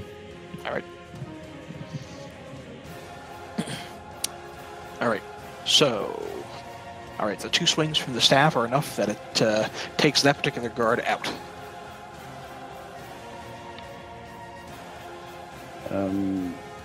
And what's left here? The Myrmidon at the bottom. What's the guy at the top in blue with the blue circle? That's the Fathomer. He's not looking great right now either. But he's been kind of casting spells so far. I'm gonna move here and attack him with my unarmed strike. Yes, you clock him upside the head. He's pretty haggard at this point. All right. Yeah. Tagging, you're standing in really, really hot steam, but your ranger is really, really badly injured. Real quickly before I decide what I'm doing, if I was to move here, is this guy able to engage me since he's at the top of the stairs? No. Or does he have to come all the way down the stairs first? He's 10 feet above you. Okay, alright, that's what I need to know. Alright, so for my bonus action, I'm going to use Balm of the Summer Court. Okay. And then I'm going to spend 3 D6s to heal up my ranger friend. All right. So go ahead and roll all 3. Just we'll do a slash roll 3d6. All right. Dr. Connors, you gain 13 hit points back, and you also have 3 temporary hit points. What? Well, that should help him out. Just say thank you. Thanks, man. And then I'm going to move here. Okay. And for my regular action, I'm going to Thorn Whip my friend over here. Ooh, all right. Okay. 11's not enough. Well, I think... What was it? Oh, no, his AC is higher again. No, yeah, because the slow is not affecting him anymore. So Yeah. no, it does not hit. Bummer. How about some Alright. bardic inspiration for that? You can do that? Yeah. All right, go ahead and roll a d6 and add it to that. D8. D8. Come on, 8. Good enough. So you whip him down. He takes that 6 points. As you pull him closer, go ahead and make an attack of opportunity with your tigers. And Garen, too. And Garen too. Well, it's 10 feet, right? Yeah, Yes. so it's actually just the one tiger. Oh, but, okay. Yeah, because all right. We'll Okay. we'll count the 11. The 11 is not enough that the tiger bites in, but you pull it under and you kind of next to the other one, but you pull it down closer. What about Snake? Snake doesn't get attack of opportunity. It's now engaged with the snake. It was up here, out of the snake's range. Well, but Just. he entered. All right, never mind. You're right. All right. He entered, not moving past. Yeah, All right. you're right. You're right. So next is the Myrmidon. I'm just going to double check because I have really bad memory. He better murmur don't. Any creature in physical contact beyond 2d8 until you cast a spell as bonus action. All right, I couldn't remember if it was on his turn or on your turn. Okay, so taking out his still kind of covered in this burning hot, bad stuff though. He is.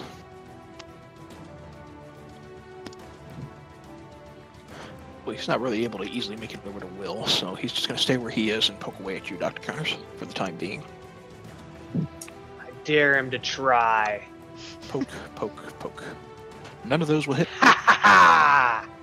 You deftly dodge nimbly, even within this scalding hot steam. Kent, you're next. You have these 2 guards behind you. Well, especially one right next to you. She's at the bottom of the stairs, right? Yes. So if I move out of her range, I will take an attack of opportunity? Yes. Worth the risk. I'm going to move. Let me ask you a quick question before I move. Yep. If I move to here, if I cast Fireball point blank on myself, will I hit the Myrmidon? Because I don't want to hit the Myrmidon. Okay. The answer is no, because he's behind the staircase. Alright. Let's pray that I survive the attack of opportunity, boys. Alright. She's going to make a swing, and 14. She doesn't hit me. See, because you have your mage armor on. Barely dodge the swing as she curses. Should be cursing more in about 1 second.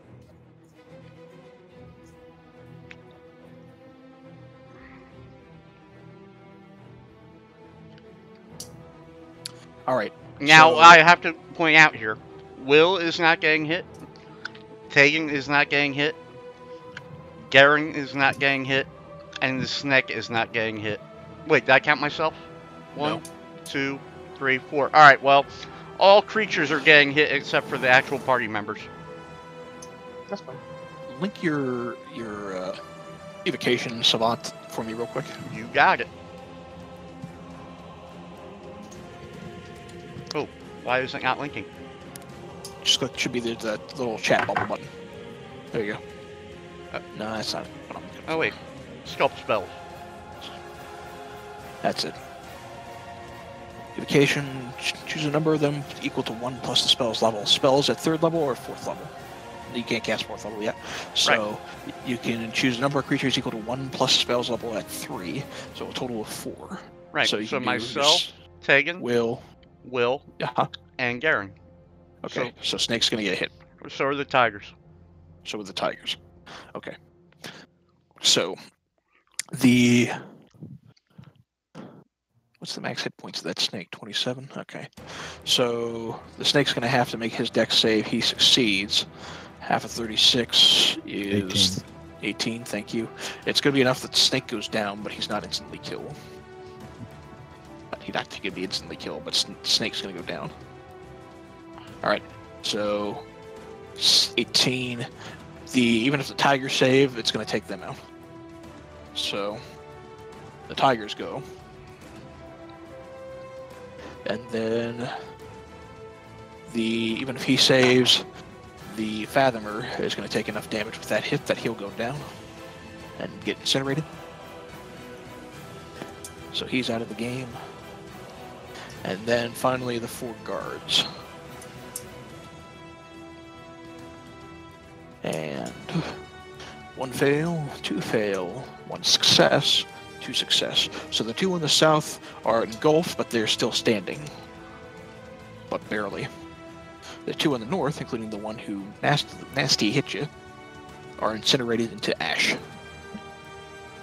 Cool. And, if I didn't take my full movement, right? Correct. If I moved, where was I? I was here. So that was 15 feet. You can move back there if you want. No. Yeah, you know what? I will do that. I'll move back to where I was. Okay. Did you do your save on our other friend? It didn't hit him. He's blocked by a wall. He's behind. Yep. Oh. And you probably don't want the fireball to hit him, frankly. At this It's point, just gonna make the steam that much worse. No, sorry. I am metagaming a little bit. I saw what happened before. Alright. Okay. So he's dead. At the top of the round, Will, you're next. Yeah.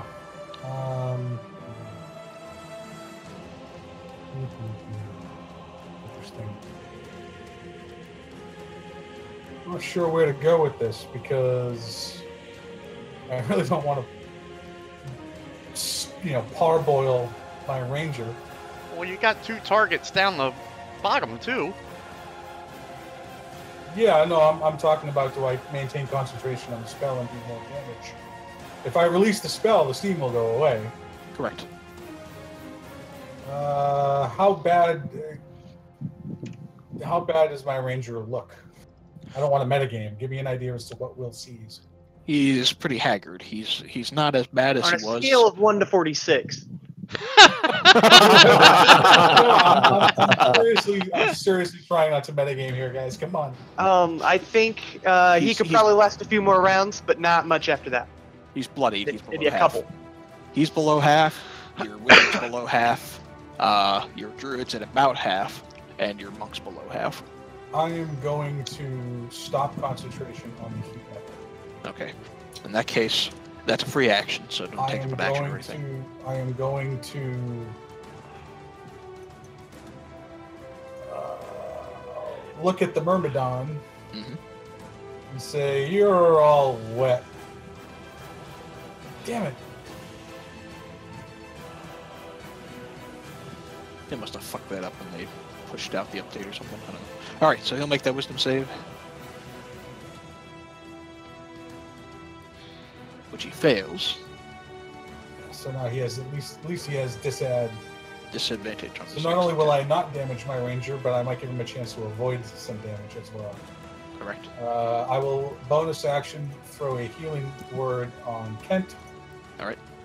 Yay. 1 hit point. That's okay. That could be the difference between life and death. Thank you, my bardic friend. Oh, you're very welcome. And I am going to leave it there. I'm not going to move. I'm going to stay right where I am. Alright. Big Snake needs to make a death saving throw. Oh, crap. I forgot about him. I should have given him the healing word. That's fine. Oh, well. He's on his feet up with and 1 hit ready. point. On his feet with 1 point. Chili's like, damn it, that's twice in these games that people. No, that's the 3rd time. Is it the 3rd? Yep. That's funny.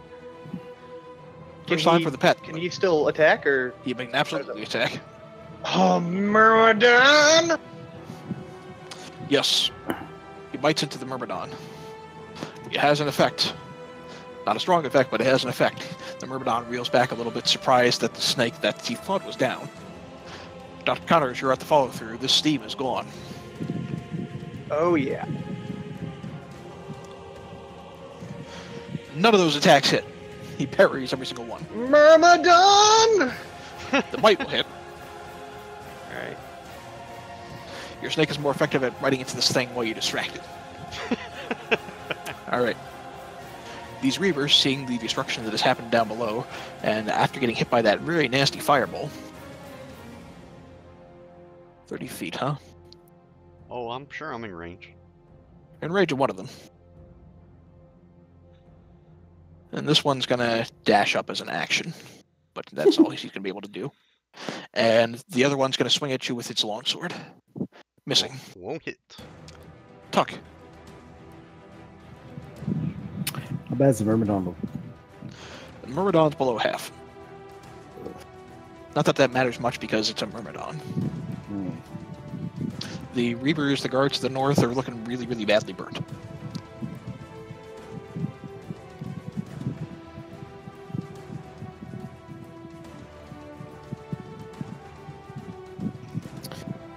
I'm going to throw my staff at the first one once, and then snap it back to me, and then... Alright. Misses. It raises his shield, or raises the sword rather, and blocks it. Misses. Blocks both attacks. I'm going to move.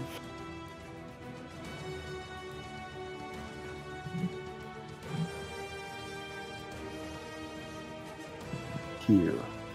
Alright. I really, really wanted you to run in and just punch him in the face. No. Because it'd been really cool to just chuck the staff, but like, shit! God damn it! Take that, you bitch! Alright. I foresee my DM being an asshole and bringing more in. Alright, you are still in the middle of a castle here. Tegan, you're up. Let's see here.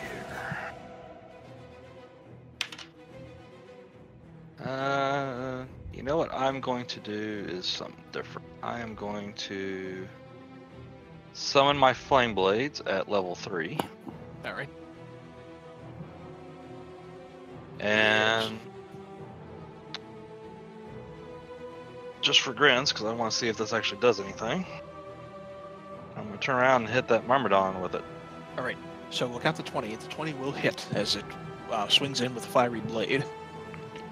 It looks like it certainly has a hit, and yeah, there's a splash of steam, but not enough that it fills the room or anything, or that you're hurt by it. And that was my bonus and my action. I think I'm good there. All right. The Myrmidon is going to swing around away from Dr. Connors, and he, noting that you're not really hitting him, he's actually going to move up close towards the snake. I'd like you to go ahead and make an attack of opportunity with one of your short swords.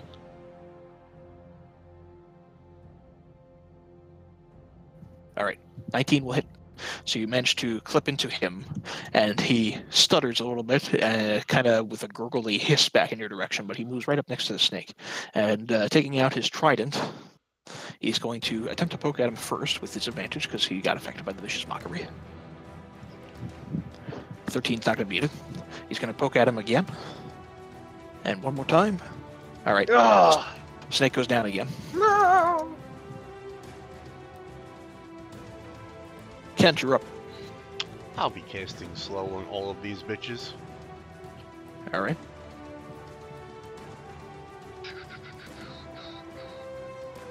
All right. Wisdom saves. 1 success. 2 success. And the Myrmidon succeeds. No effect whatsoever. Damn. Womp womp.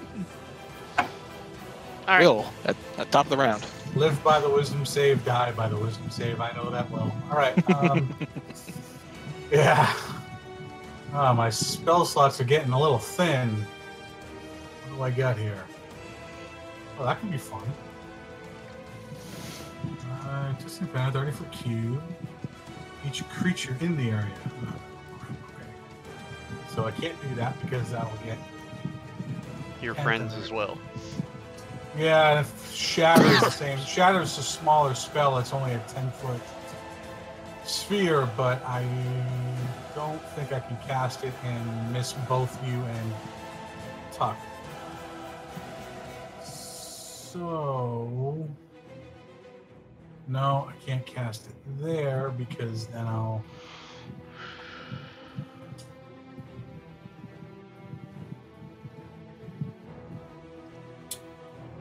Yeah, I'm going to. This guy is injured, right, from the fireball? The 2 remaining guards are very, very badly injured. Like, just a small enough hit would be enough to take them out. I'm going to attack the one adjacent to Will with my rapier. Okay. I have advantage because I've got danger zone playing. Yep. Boom. All right, enough. You managed to poke into the weak side of this creature, who's too tired and haggard to manage to block the attack. It goes down. And I don't have any healing words left. That's not good. In that case, I'll move here.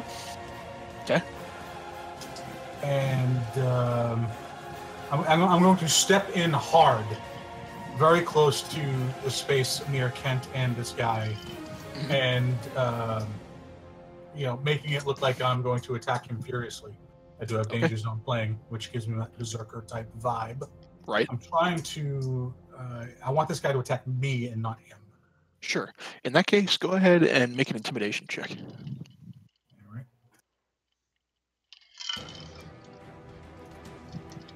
All right. It seems pretty damn successful. He's more concerned about you than it looks like he is about your wizard. Beautiful. Thank you. That's a mistake. Well, Clearly. I have 31 hit points. Yes, you do. All right. Have at it. I'm done. All right. Snake needs to make a death saving throw. Not again. It's 1 success. Dr. Connors. So this Myrmidon's still up, right? Yep. It's now a little bit further away from you. You know what? It can't get away from me! Ha ha! Alright. 20 will connect. So that one does clip in. You watch as it cuts deep into the creature. The other two doesn't seem like it managed to find a weak spot. Alright. Alright. That's all I can do. The remaining guard, fully intimidated by Will, is taking his longsword, and he's going to attempt to just cleave into you with it. Will. Missing entirely. Tuck, you're on the follow-up.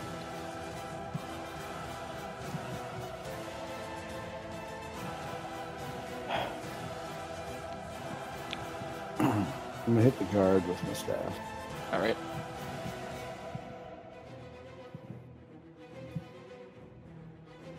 He watches the guard who's furiously looking at Will when you just hear a soft clunk in the back of his head as he falls down on the ground. I'm gonna throw. I think I can throw my staff. Remember them? I can. Yep. Throw my staff. Remember them? Alright. Does not connect. Oh. So it manages to just barely miss the head of this creature and ping against the far wall. I'm gonna run up to it. Alright. Attaboy. And I'm gonna hit it with an unarmed strike. Alright. That's like punching water. No and effect. again. That will connect. Managed to hit a hard part of the plate, and it seems like it manages to almost crack a little bit. And this creature is looking pretty bad.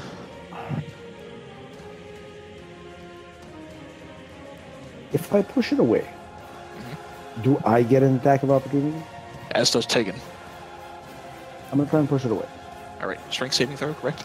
Hang on, I forget. Correct, yes. Alright. Success. Fails. You push, well, he fails. But, Success yeah. for you. But you'll push him against the wall as he does, Tegan, and you go ahead and make attacks of opportunity with your weapons. Do I get to use my flame blade since that's my melee weapon at the moment, or do I have to use my scimitar? No, you can use the flame blade because Excellent. it is counted as a weapon in your hand at the moment. Yep. 11 will miss. 25 will not. You hit into the higher level cast shouldn't be happening. I cast it at level 3, so does it not count when I use it as a melee? That's why this damage increases. No, I guess it does count. So you're right.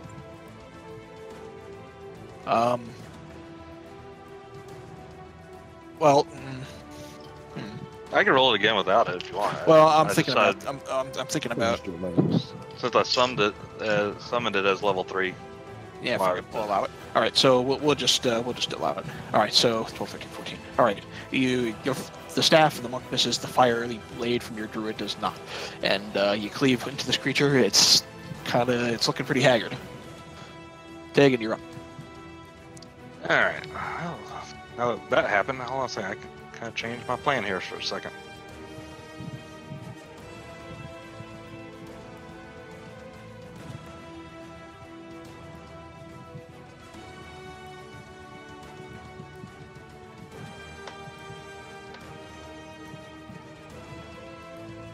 Just check.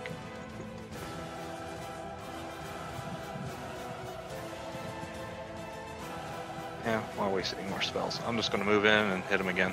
All right.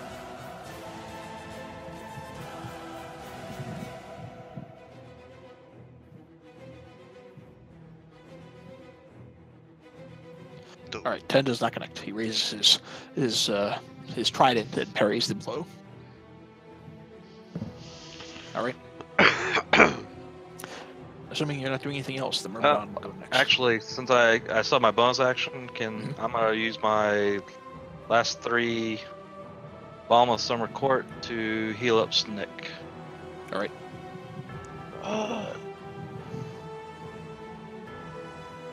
All right. Snick gets 12 hit points back, as well as 3 temporary hit points. And he's back up. Alright, the Myrmidon, being surrounded, is desperately going to poke in. Rather than focus firing at one of you, he's just going to throw one strike against the 3 engaged with him, including Snake, Dr. Connors, and Tegan. The first strike is going to be against the Snake. Critically missing. Poke yourself in the eye, bitch! Well, here's the trick of it, though. The Snake is still prone because it was unconscious. Isn't a snake always prone? He's a snake. Yeah, I got no legs, bitch! Where does it go when it falls prone? It doesn't fall. It's prone. All right, just so that 24 remains. is going to be against Dr. Connors instead. You can take that 9 points of damage. Thank you very Like, much. what does it roll upside down when it's prone? All right, and against Tegan is a 12. All right, Kent, you're up. Magic missile level 2. All right. Oh man. Hold I'm on. gonna add 3 to my 9 and then take away 3 from the 10. Yeah. Go ahead. All right. Your magic missiles come bursting into this creature. It looks like it's still standing, but it looks like it's not going to be able to take another one of those. I'll stay here. All right. Will, you're up. All right. Does Will think that if he casts heat metal on the trident, He does think that it'll kill us. that it will create enough steam to hurt his friends? But if you cast it on the trident itself, you don't think so, because he has a chance to drop the trident. Yeah, no, that's what I'm gonna do then. All right. I just want to avoid, I like he want to does. avoid killing my friends. The metal's kind of attached to the water, but he could drop the trident or get rid of it. All right. So he has to. This time he gets the chance to make that con saving throw. Thank you very much. Failing. So he takes the 2d8 fire damage as you heat the metal of the trident. So let me ask you, how do you want to do this? Well, obviously I want him to drop the trident. Okay. Any cool RP way in which you want the heated metal of the trident to kind of burn into this creature and watch as he fizzles away? Oh yeah, he's holding it like up over his head, stabbing at the friends. It begins to glow, and his hands turn into steam, causing it to fall through his body, destroying it. Done. Awesome. So, Winner, chicken dinner. all right. The bard saved us.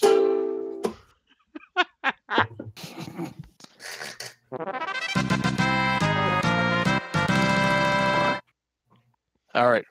You're out of combat. And you watch as this watery creature finally burns away. Another tinking sound on the floor as you see a light blue, rocky-looking fragment that has this symbol on it. Oh, very nice. Into the bag it goes. Well, shall we search the dead bodies, folks? Yes. Yes, and then that adjacent room. Yummy. All right. So, let's see.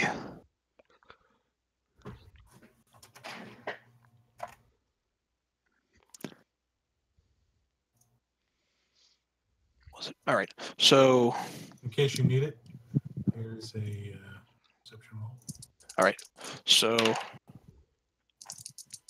just roll some dice real quick. Yeah, let's make this easy. All right. So across the guards themselves, you find a total of about 300 gold.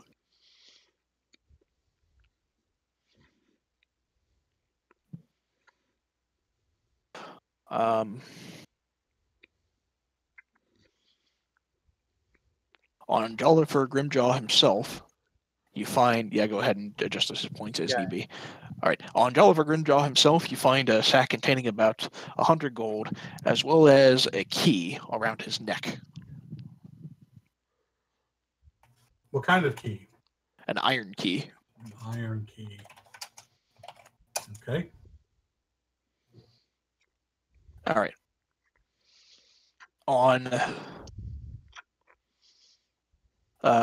the Myrmidon itself, aside from the trident that fell to the ground, you don't see anything else. On the Fathomer, you find a sapphire worth about 75 gold.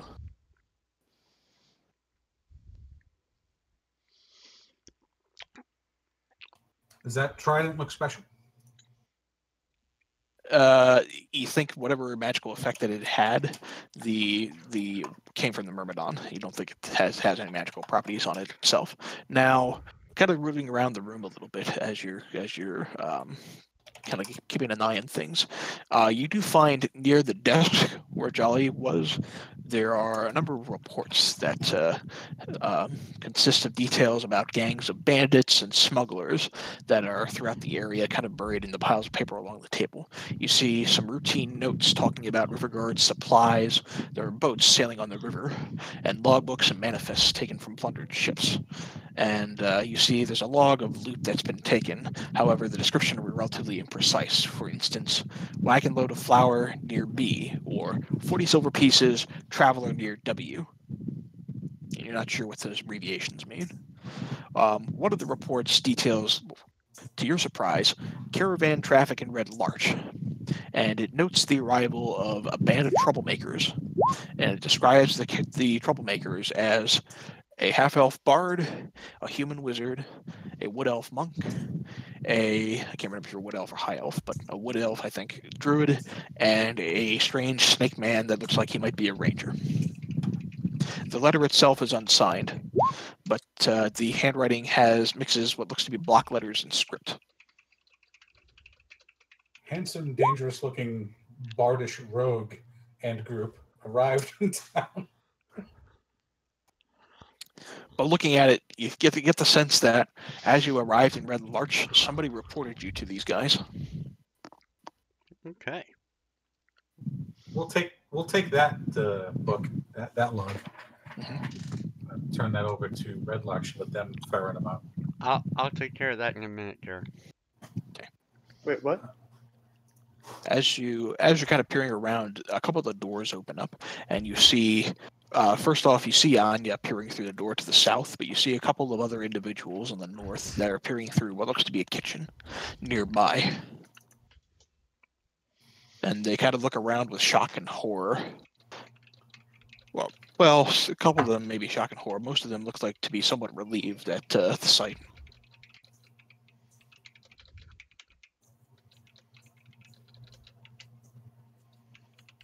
Will reach out to Anya and say, we're going to scout through the rest of this place, including upstairs. But I think the threat here is, for the time being, ended. Gather those who would be freed, as well as yourselves, and meet us in the courtyard, and we'll see you out.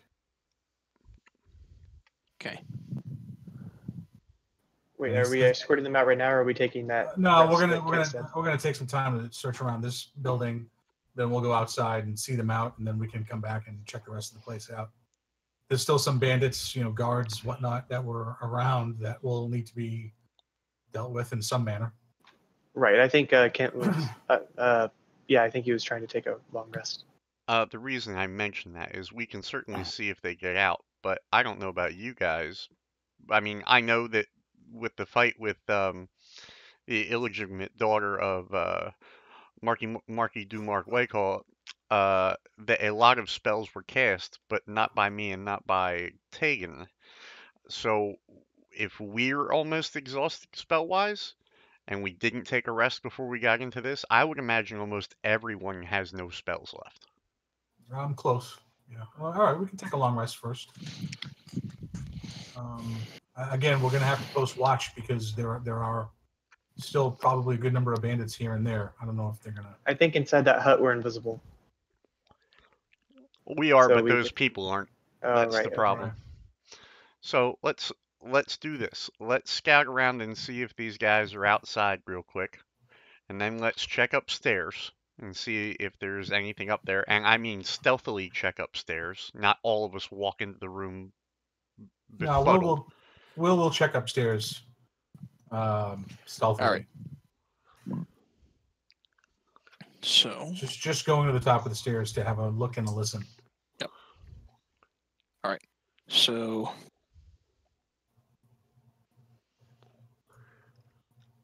if you want to, here, I'll just move your character token. It's not that far. But all right. Wow. So you head your way to the top of the stairs here.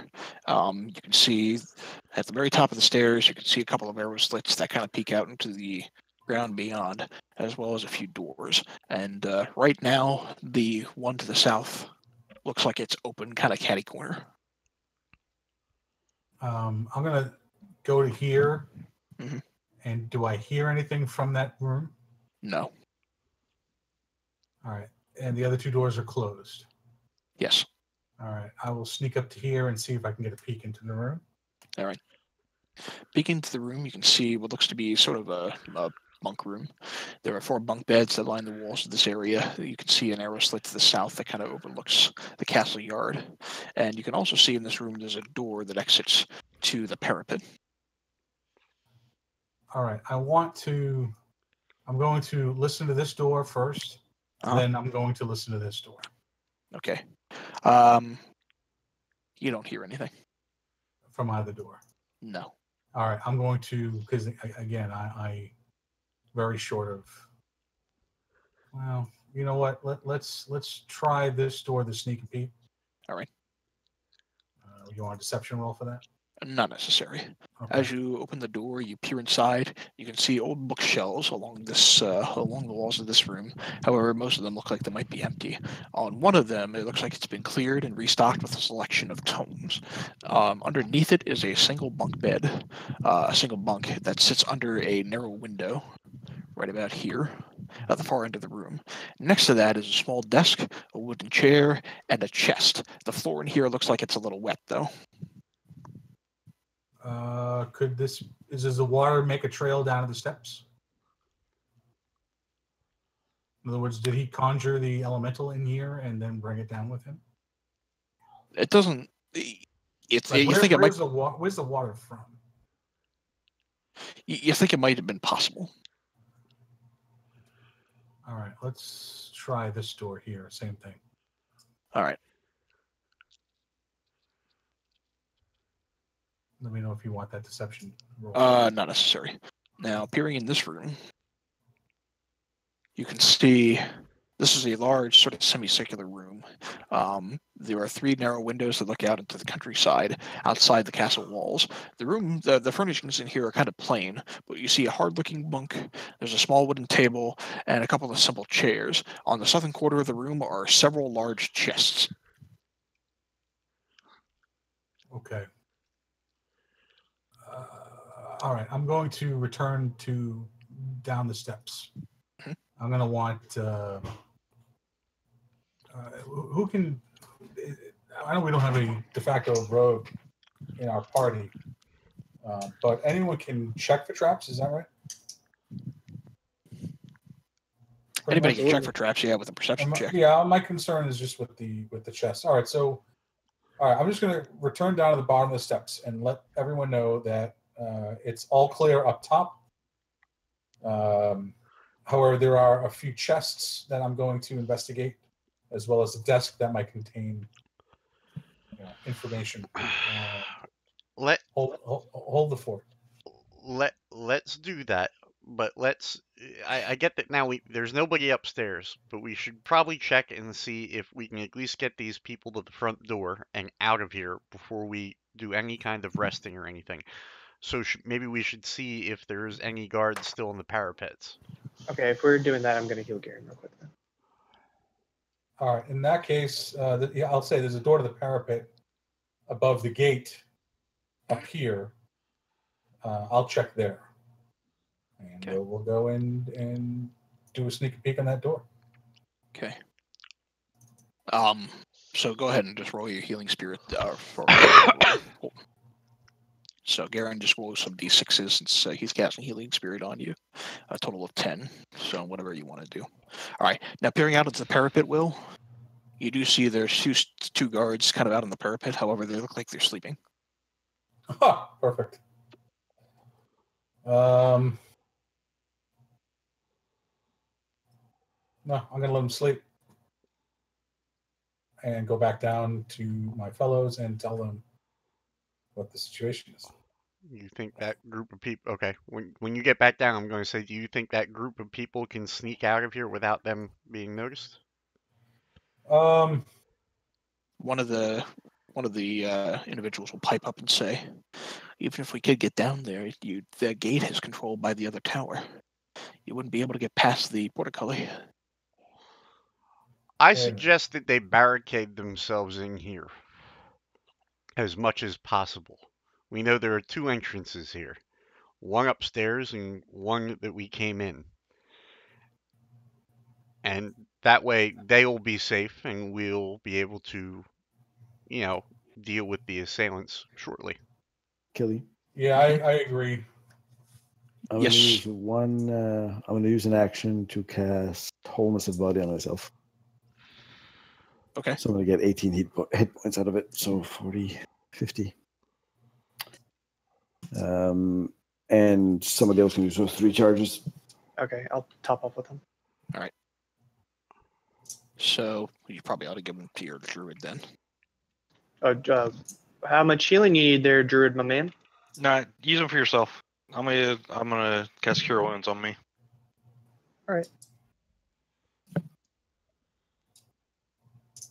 Your wizard's not great either. Hey, wizard. On a scale of 40, I'm 16. Okay, roll 2d6 and add them to your hit points, and that'll be the end of that.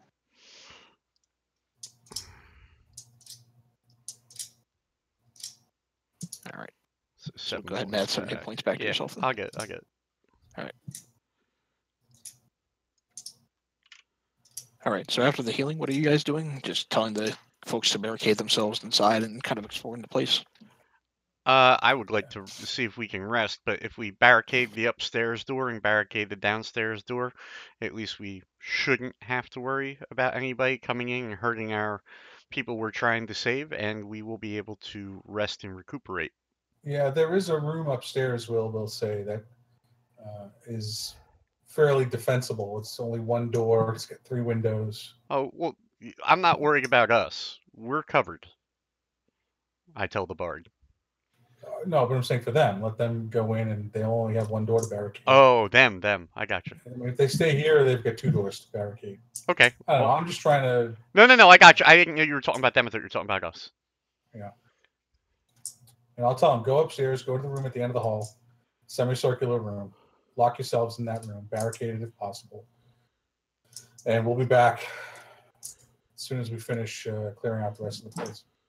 All right. Tell them it might be a while. You know, it might be, another half a day before we're able to get back to you. So be patient. Take some food with you, some water. Do what you're gonna do. They'll grab what they can from the kitchen and begin to make their way upstairs. And then I think I missed it because I was healing, but did we loot everyone in the room? We Yes. did. The people, yes. I will add for your benefit, there were some chests upstairs that you didn't check. That's what Will said, but. Well, I thought we were getting them out of here first. If we're not getting them out of here, let's go check the chest. Yeah, let's go check it out. All right, so let's, as far as the room upstairs, Killy, Will start in this room with the desk and the chest. Mm-hmm. I want to search this room thoroughly. All right. So go ahead and make a perception check. All right. So a couple of things. The chest in the bed doesn't look like it's trapped, but opening it up, inside is a total of 80 silver, 30 gold, 4 excellent jaspers worth 70 gold apiece. They're all in a silk pouch. There's also a scroll of haste and a scroll of wall of water.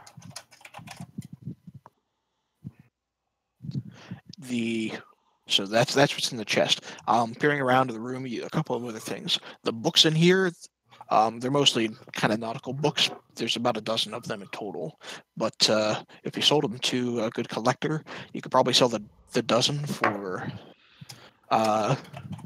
about 300 gold. Ooh, okay.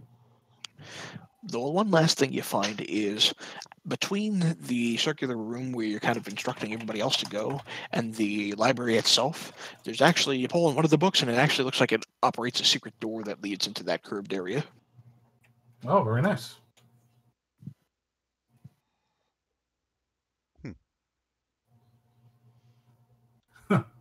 Will will just stick his head and go, how about that? Okay, so just be aware. That's all. I'll go back. They nod. A couple of them nod nervously. All right. What about the 3 chests in here? Okay. If you're going to peer in there while everybody else is inside, peering within those chests,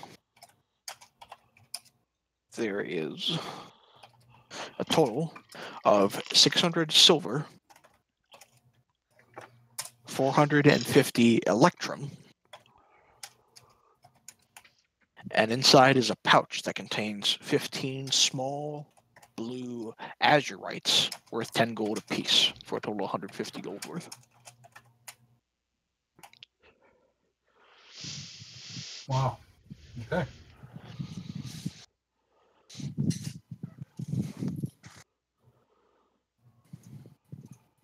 Let me just write all this down. 30 gold.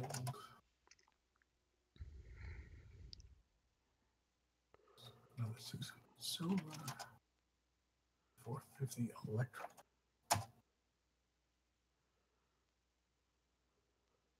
The gems I'll copy over after. Okay. All right. So again, they've got food, they've got water, they're barricading the door. We will be back. It might be a while. And then I guess we're doing the Lehman's tiny hut and taking a long rest. Is that right? Indeed. Team, you with me? Indeed. Real quick question. On this door here, is there a lock on it?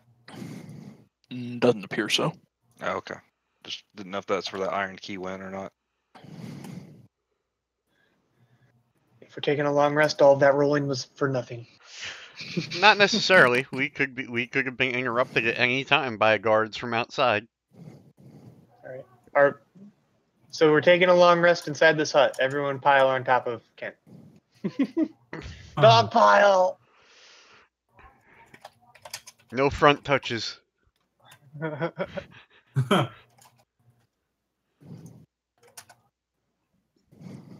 right. So, let me ask who's keeping first watch. We'll keep first watch. All right. And you're just kind of piling within the room here where all these dead bodies are? We'll pile wherever. We're in the hut, right? Yeah. Well, yes, but you're in the room where all the dead bodies are. Yes. Sure. They'll never see us come. Can we actually drag these dead bodies back here first and like shut the door or something? I don't know. I guess these are all barricaded, right? Or I don't know. Well, We can do whatever you guys want. As long as we cast the hut and you guys are in the hut, you guys can leave at any time. If I leave, there's a problem.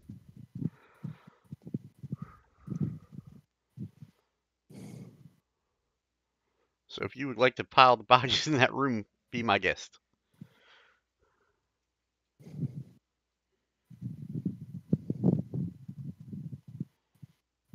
All right, guys, piling bodies, or you just stay in the hut, leaving them where they lay? If I could find myself, I'd pile the body. Okay. Where are you, for that matter? Down there, bottom. If the hut's invisible, it doesn't matter, right? Leave the bodies where they lay. Well, Let them wonder where we are. Set up our little hut in the corner so no one. Well, it's not invisible. It's opaque. Okay. You just can't see through it.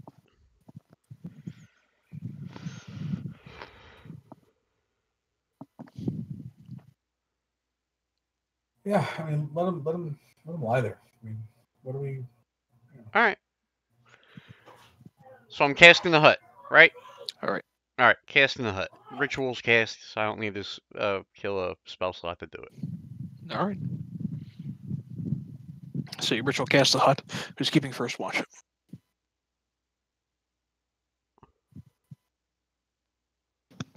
I'll keep first watch. I thought Will said he was. Then I'll take second watch, I guess. Yeah, I'll take first watch. That's fine. All right. Yeah, All you right. only need 2 watches. I'll watch everything else because I only have to rest for 4 hours. All right. So Will keeping first watch? Yeah, Will, then Kurt, Yes. then Tuck. All right. Will, are you doing anything in particular within your 2-hour watch?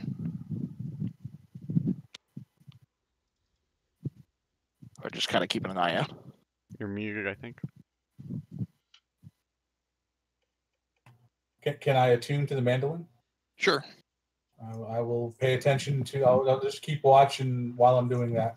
Just sitting, there trying to learn it. Like, get used to the notes. Kind of, do what I got to do. Get a feel for it. Sure.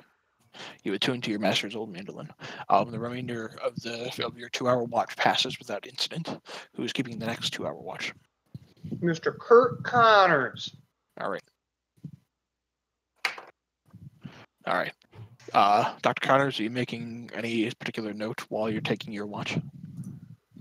I'm making note of these stairs here to make sure that no one's coming from those, and I'm watching the front door. Okay. Fortunately, yours does not pass, or just passes without relative incident.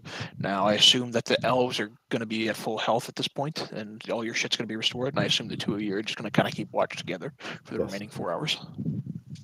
Yep. All right. Okay.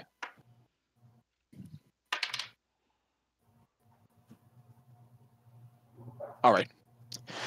You get to while you guys are keeping watch, are you doing anything in particular? Looking around. All right. I'm trying to teach my snake how to do backflips as well, somewhere near in there. Sure, why not? All right. As you're kind of keeping watch, you do hear the front door begin to move open. And you see, walking through the front door, a little haphazard and a little drunk, is a female guard dressed in sort of watery clothes, much like the other guards you've seen. And she wanders in. She looks really, really fucking drunk. Are you taking any sort of immediate action?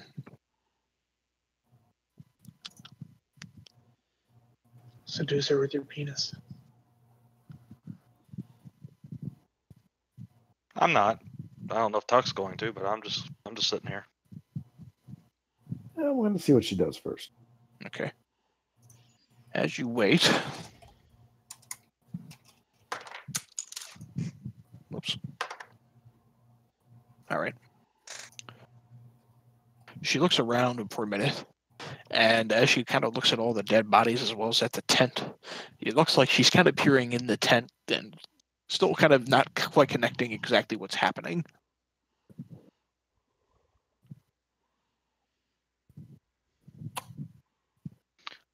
How long do we I'm have going left? to just move very subtly over here since she's drunk. I'm kind of get in front of the store. Okay. As you do that, she turns around, begins to kind of almost stumbly kind of flee in your direction, and then run almost right into you. And is clearly terrified of you. Doesn't look like she's moving to attack. It looks like she's just trying to run or do something. I'm going to jump forward and try and smack her in the back of the head, knock her out. All right, make an attack roll.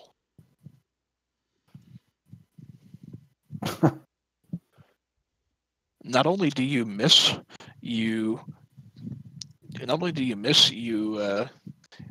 almost push her out of the way and almost hit your druid. And as you do, I'd like the druid to make a dex saving throw.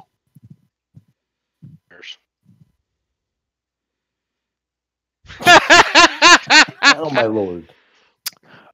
All right, so Tegan, you take 7 points of bludgeoning damage as the staff hits you atop the head. And as that happens, she begins to kind of stumble out in this direction. And as she does, she falls flat on her face because she's flat out drunk and is knocked unconscious. She doesn't even get out the door. Okay, so I'm going to pull her back towards the tent so that she's out of the way. You can't pull her into the tent, though.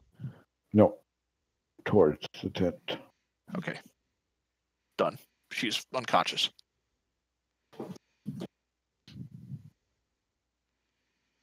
But you bonked your druid on the noggin.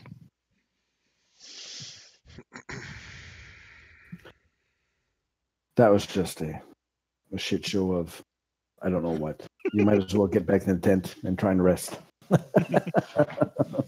Hey, Killy, while we're taking this long rest, because I had 2 spell slots left at second level. At the beginning of the rest, I would like to say that I cast Hold Person and a magic missile spell into my ring. Sure.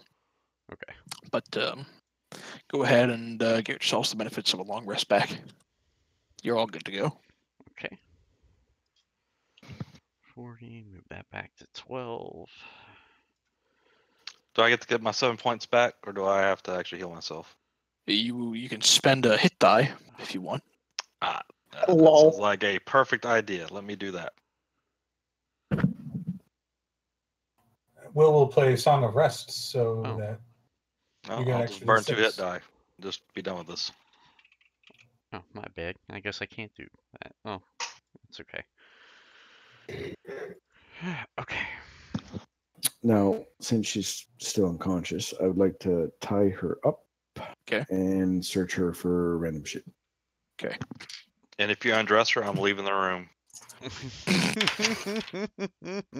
All right. You Only find a bard does that. You find about 45 pieces of gold on her. Good. Otherwise, she has that sharp or that shark tooth sword that the other pirates have been kind of carrying. I would probably take that and bring it with us. Yeah, how does that shark tooth sword look in comparison to these enchanted magical swords, even though it can hit twice for some reason? So it doesn't hit twice. It's not enchanted. It works kind of like a regular longsword, but it has a special property that if it hits somebody who doesn't have any armor on, it does additional damage.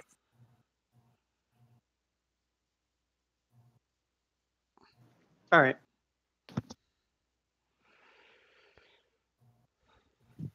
Since it says I'm weapon for a longsword, can I actually use that and replace my scimitar?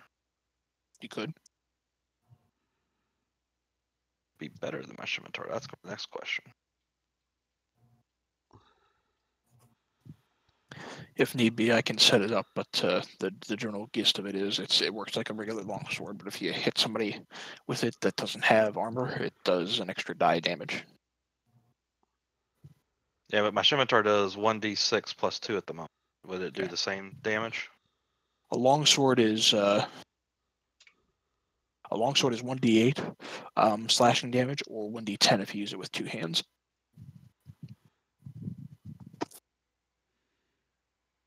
Kind of sounds like that'd be the way to go. That's kind of what I'm thinking. I think I'll take that. Okay. Switch that out. Okay. So longsword versatile, I can't remember. Let me check. Yes, you can use Dex for strength, I'm pretty sure. That's what I thought, but I have versatile written under mine. Well, versatile means it can be one-handed or two-handed. The property is. Oh no, the swords have finesse, not versatile. I'm sorry. Yeah.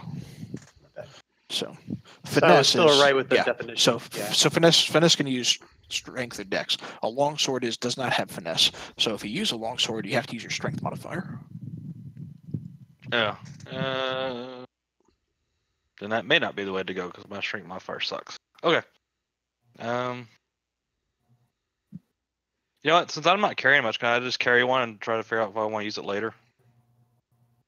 Yeah, well, we can say you can sling it to the side or Okay. something. Worst case scenario, you can shove it in the bag of holding. All right. I'll just take one and I might revisit this. Okay. All right. So you all are healed up then. The Scowl is unconscious for the time being. At this point, it's maybe about 7 o'clock in the morning. Let's get these haggard prisoners out of here. Yeah, let's clear out the outside. All right. So you're going upstairs, kind of letting. If the goal is to open a portcullis, and it's controlled from that southwestern tower, then let's go upstairs, go out the door to the parapet, deal with the guards in the parapet, and then work our way around, and then just stay on the, cross the parapet to the other tower. So we're gonna go here. Yeah. Oh wait, is there a door here, Kelly, that leads into that other tower, or no? From the parapet. On the second floor of the area you're in, there's a door that leads to the parapet. But on the if I walked across the parapet to the other tower, is there a door there that I see? Yes. Okay, so let's do that. Let's the parapet goes over the gatehouse itself. All right. Well, we'll check on our friends on the way up. Okay. Well, a couple of them are still kind of resting, but they're eager to get out of here.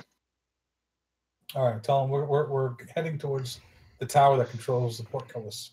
Okay. Now, once we have control of that, we'll get you out.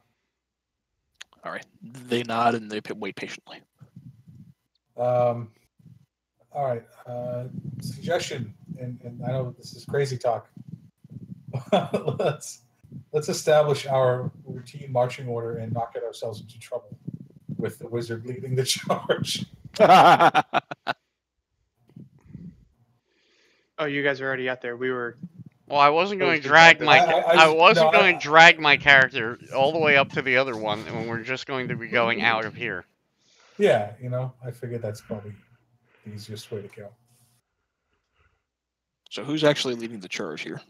Yeah, here I am, I guess. Okay. So the guards in front of yours, are still asleep. So what do you do from here? I sneaky around. Can we just pick them up and throw them over the side? Let's do it. On the first guy, but after that, the noise kind of. Well, look, I'm no rogue, but I like it. I like that druid's thinking. Gag him, throw him over. You might get a couple before they realize. And knock him out. Gag him. Knock him out, then gag him. While you guys figure this out, I'll be right back. I'm gonna let my dog out. Okay. Now, if you're approaching, you still need to make stealth checks, but you can make them with advantage. Now, Dr. Connors, I think you're wearing chainmail, correct? Yeah. So you'll make yours as a regular stealth check. Unless you're passing past without a trace there. So that will silence it. So, you'll pass without a trace. All right, so everybody rolls with advantage then.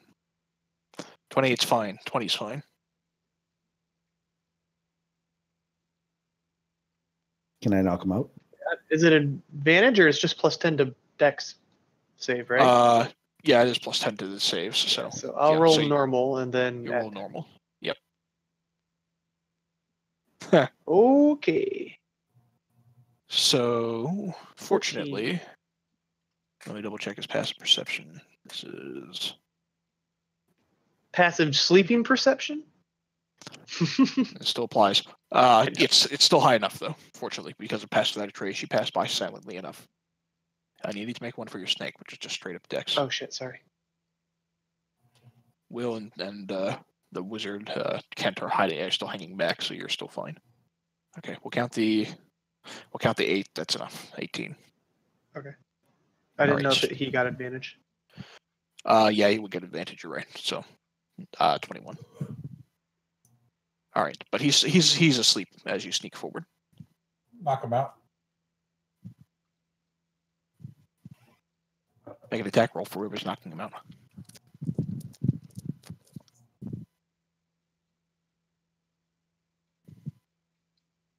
You make it with advantage because he's unconscious.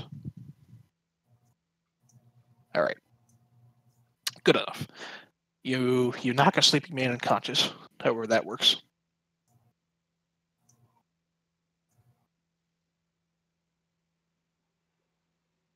And I'm going to throw him over. All right. He's thrown over the parapet, kind of tumbles on the way down the hill, and he just dies. He just flat out dies. All right, let's not do that again. He just flat out dies.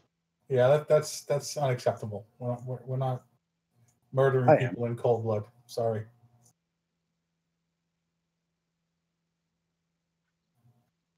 We're going to end up killing them regardless. Not necessarily. My gut tells me that, we knock them out, tie them up, and then give them the chance to leave. Their management has been decapitated. I'm pretty sure they'll hit the road. We don't want these pirates on the road. We are the anti-pirates.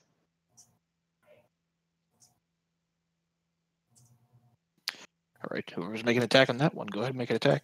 Just call us DMCA. All right. No, nah, you're still far enough back. You're fine. So just make an attack roll with advantage again. All right. He stumbles a little bit. You certainly kind of knock him down, but you kind of knock him away more than you do knock him out. So as he's still stumbling as to what's going on, I'll let you make one more attack roll. This time without advantage.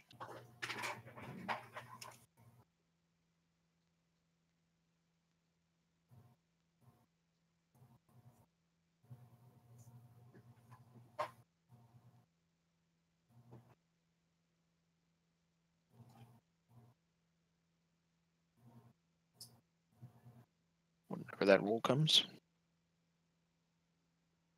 Garen? What, sorry? Make another attack roll without advantage. Oh, yeah. All right. So that'll do it. So you managed to knock him out. However, the first swing wasn't hard enough that it did the trick, so he was like, ah! So there's a little bit of noise that came out as you knocked him out.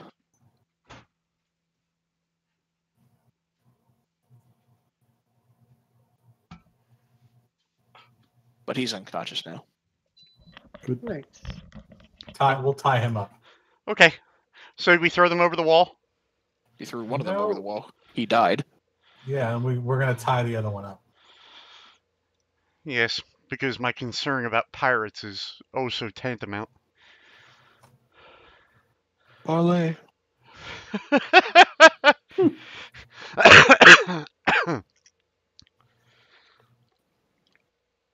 I'm not trying to be a pill, but I'm just, that's.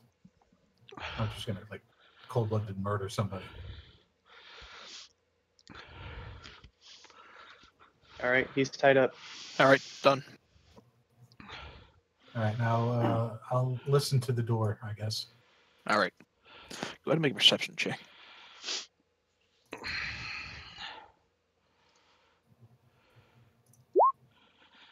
All right.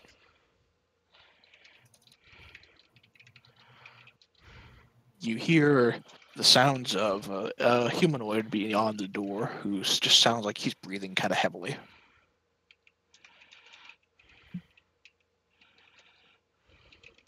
I will try to stealthily open the door. Okay. Does it sound like he's right on the other side of the door? Yeah, kind of. Oh, so if I open the door, I'm probably going to hit or move him? If you open the door, the odds are based on what you can guess. Unless he's looking the other direction, he'll probably see it.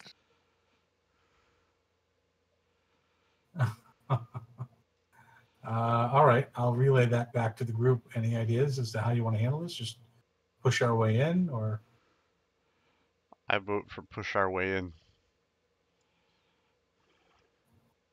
All right. Anyone have a strength bonus?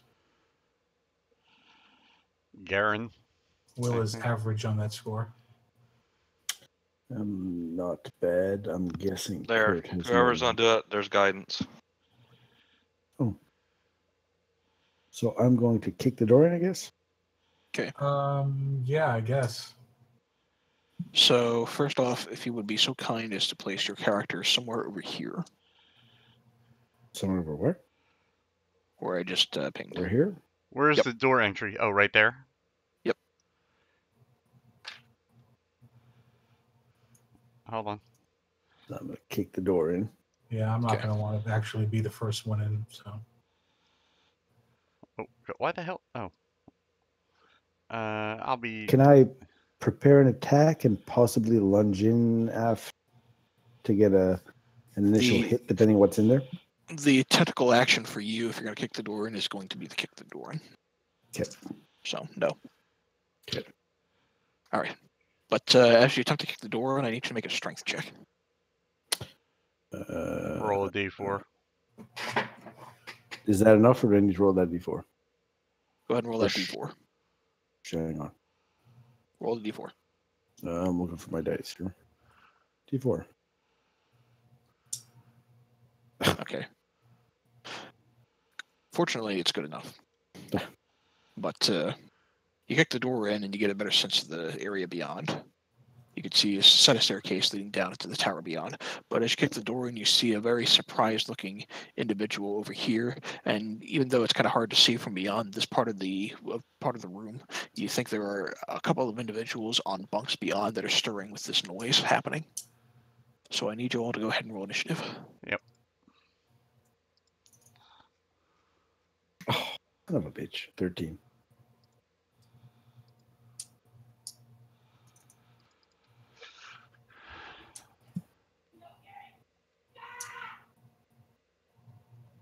Everybody okay?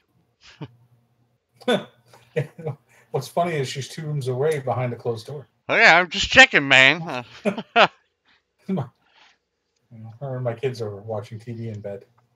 Oh. All right, Snick's turn first. Woo! Go Snick.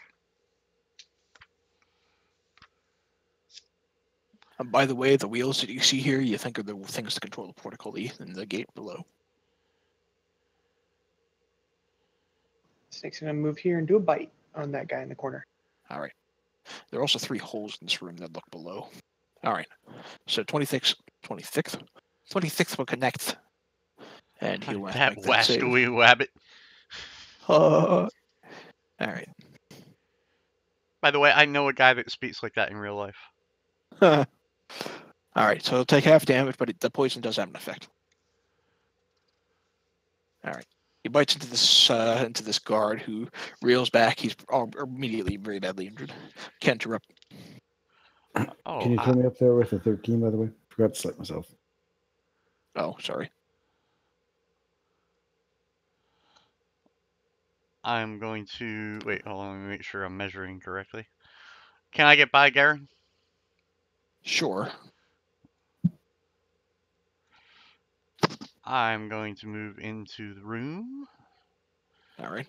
And... Oh, shit. So I clicked on the tool. And I'm going to move to the corner. And I'm going to cast Mage Armor on myself. Okay. And that will be my action. All right. Okay. All right. Tuck, you're up.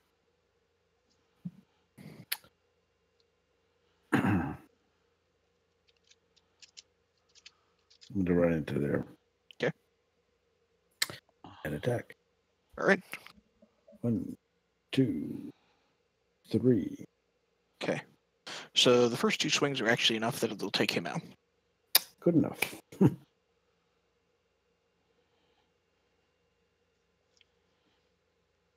Are the other ones engaged with us?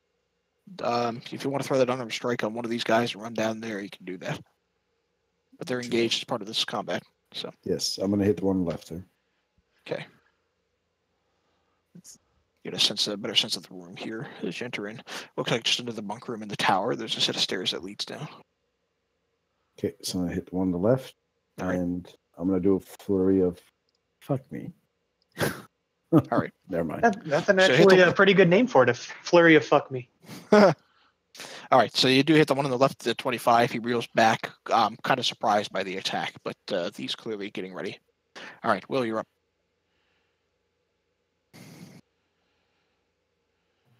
Okay.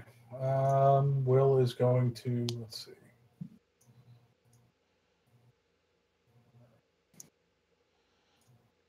Full move in. And can I see these guys? Kind of. They're kind of hidden behind the curved areas here and bunks aside on the other end of the rock. You can kind of barely make out the one that Tuck's engaged with, and you can barely make out this one. Okay, I'm going to the one that Tuck's engaged with. I'm going to say, yeah, geez, I don't know. Wakey, wakey, eggs and bakey.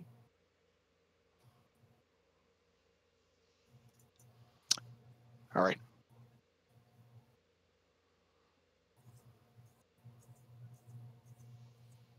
All right, good enough. You watch as he grasps his head, kind of perturbed by the psychic effect of the spell, and he goes down.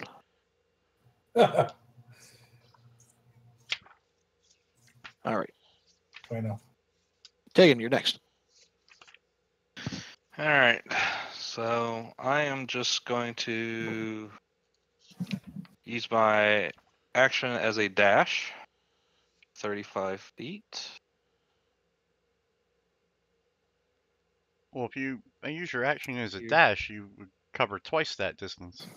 I know. Here, and then the other 35 feet. Here. To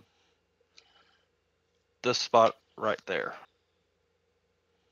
All right. That's mainly just to keep them from getting away, and as a bonus action, I will just go ahead and summon my flame blades. All right, done. Dr. Cotters. So none of these guys have attacked yet, right? On their turn? Not yet. All right, sweet. I'm gonna move to here, and then I'm gonna use my bow against that guy I just pinged. All right.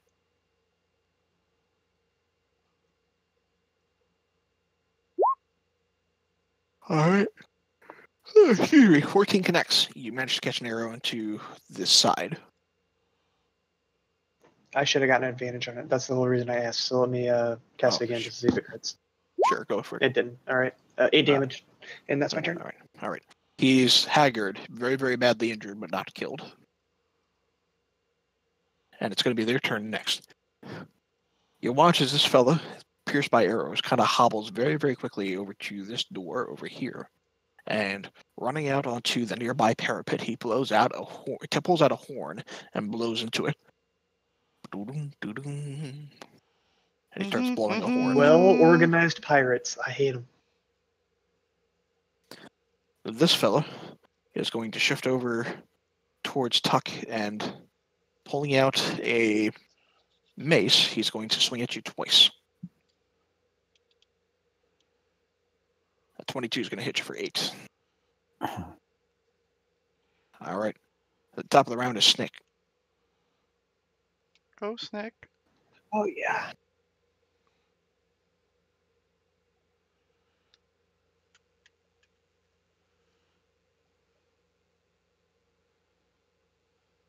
Woo! All right. All right. I don't need to bother. It's enough. He goes down. Your snake bites hard into a weak point of the artery around the neck, and he just gets killed. All right. Ken. Yeah. I probably get to right next to Garen. Would you say that's fair? Sure. And that's all I'm really going to do. Just get next to Garen. Okay. I can't see the other guy. So there's only one guy left there. Far right. As far as you know, he's blowing a horn. I'm going to try and hit the horn to shove it down his throat. All right.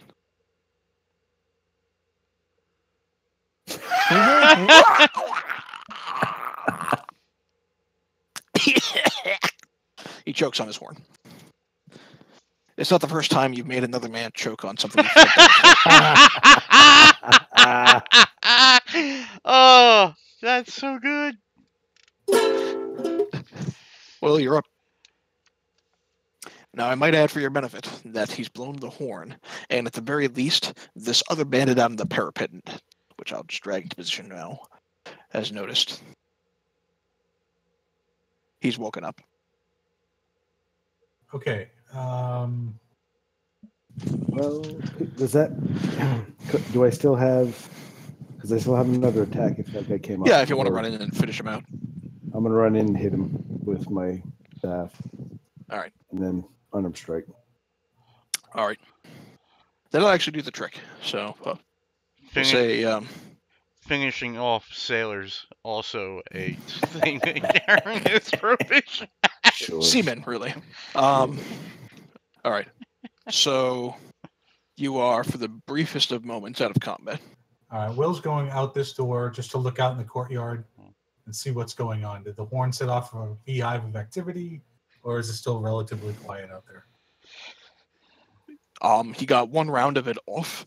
You see, based on the where you are, the bulk of this area on the edge of the parapet looks clear.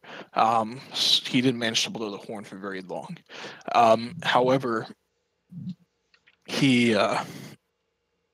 you think that it was done just long enough to where it might have caused at least something of a stir. Whoever was asleep is probably now awake. All right, Okay. They're not alerted, but they're awake. Tuck, keep watch from that door. I'll keep watch from my door. Dr. Connors, if you would be so kind as to figure out those mechanisms to open I'll help. portcullis. I'll help Dr. Connors. Yes, and right. And while they're doing that, I'm the gonna throw brains of the perception. operation will assist. I'll throw a perception in here just in case there's anything in here of value. Sure, go for it. All right. So on the thugs themselves, you don't find anything. However, peering around the bunks, you do find hiding underneath one of them is sort of something of a small wooden coffer. As you toy around with it, it appears locked. However, peering around the bodies, you find that the big fucker that you killed straight off had a key around his neck, and as you try it, it does open up that coffer. Inside of it is 150 silver, 40 gold, a potion of healing, and another potion that you haven't seen before. It's a red potion. It has some sort of red liquid in it, and it seems like it all sort of contracts around a tiny little bead in the center of the potion, and then it expands to color the clear liquid around it. Hey, Kill, you're Let really me have a breathing look into at your mic. that. I'm sorry, what? I think you're really breathing into your mic, I think. I had the fan going. I'll just direct it away a little bit. Oh, I'm sorry, buddy. If it was the fan and you're hot, keep it on. My apologies. I thought you were just real close to your mic. Go ahead. It's 100 degrees here. Oh, you poor bastard. 103. So if you're making that alchemy check, go ahead and roll with your alchemist tools. Well, I guess you're the alchemist feat, so that. Yeah, I don't think I have to roll. Okay, so it's a potion. Here, I'll just reveal it for you because I'm sure I have it in the handouts here somewhere. Yeah, I do. It's a potion of mistborn. Anybody a Brandon Sanderson fan?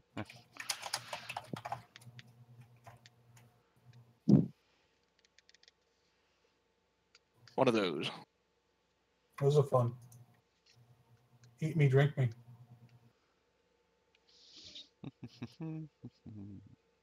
All right. So that's done. While he's pulling through the treasure, you two are Dr. Connors and Kent. You two are inspecting the gears kind of within this room. Yeah. All right. So go ahead and make investigation checks. All right. All right. Kent, you're like, how does this thing work? What is physical labor? Miles, you know exactly what this goes. So both of these individual gears kind of work as turnstiles towards the portcullis as well as towards the gate below. The one that Kent's next to triggers the portcullis. The one that you're next to opens and closes the actual stone gate. Okay. I start pushing on it the wrong way because I obviously have no idea what the fuck this is. And I stop him. Hey, don't do that. Thank you. All right. All right, I let everyone know what these do. Okay. So should we start trying to open that? Yeah. All right. All right, we're going to open that, assuming my meager strength can handle that. All right. So it's not especially difficult to open, but it does take a little bit of effort. But if you wish to do so, you can open both the gate and the portcullis with relative ease. I think that would probably be a good idea. If for no other reason than if we have to run away, we can run away.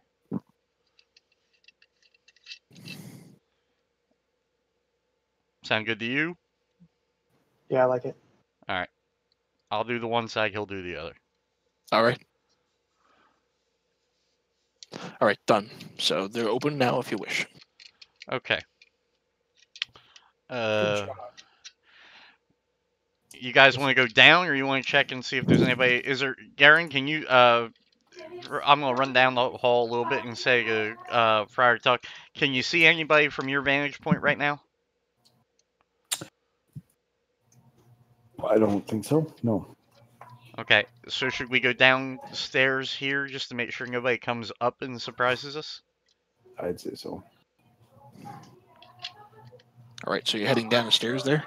I am. All right. As you wander down the stairs, you do see, recently awoken as if from some sort of sound but not knowing what it is, are 4 more thugs that look up at you with some surprise. And as you shut that back up to the folks upstairs, I'd like you to go ahead and roll initiative. Okay. Do you want us to move our tokens down? No, because I assume you're going to be inside the gatehouse at the very least, so drag yourself there. But the rest of you are going to be upstairs because he kind of wandered down on his own.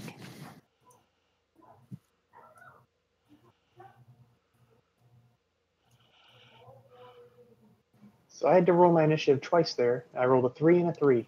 Awesome. All right, your snake goes first. You've been alerted to these guys downstairs. Go get them, Snack. I can make it to the stairs, so I think I can like pop out. Sure. Nah, probably just at the top of the stairs, I guess. I don't know. It's about 15 feet to descend down. Okay, so that's my turn then. All right. Kent, you're up. I'll dash. Actually, I will ready in action. If any of them run upstairs, I'll attack. How about that? I will dash to the top of the stairs. Okay. It put me in, I guess, next round. My 19 doesn't have me in the list in the right spot. Oh, yeah, that's weird. I rolled late. Maybe that's why. Okay. Did you move your token there already, or? Oh, I'm at the top of the steps there. Where do you want me to go? Well, it's. Come on. It's not moving you in the right spot, but I mean, if you hadn't acted on your turn already, go ahead and act because you would have. Well, no. The 21 goes first. Oh. The 21 Kent goes, and then I go. All right. So yeah, it's your turn. Yep, I've dashed to the top of the stairs from where I was at, and then. Yeah, and I'm gonna have to, I think, do likewise. Actually, if I started here, I'm not gonna get. I'm gonna get there. Yeah, because you were started back towards the other gate. Yeah, let me move there. Okay, that's. Oh, and I can dash, so I get another 30 actually. So, right. So you'll be right there at the top of the stairs. We're all ready to go down. Yeah, exactly. All right. Tegan, you're next. All right, I'm going to go make it down the stairs and then get around Bill tucking his penis. And I will cast Thorn Whip on this dude. All right. Done. Your thorns wrap around the neck of this man and just kind of choke him, and it's the same effect that you had kind of on Grimjaw. Sweet. I like it. All right. All right. At the start of their turn, all of them, as they watch this happen, immediately drop their swords, raise their hands, and go, "We surrender. We surrender. We don't want none of that." You intimidated the shit out of them.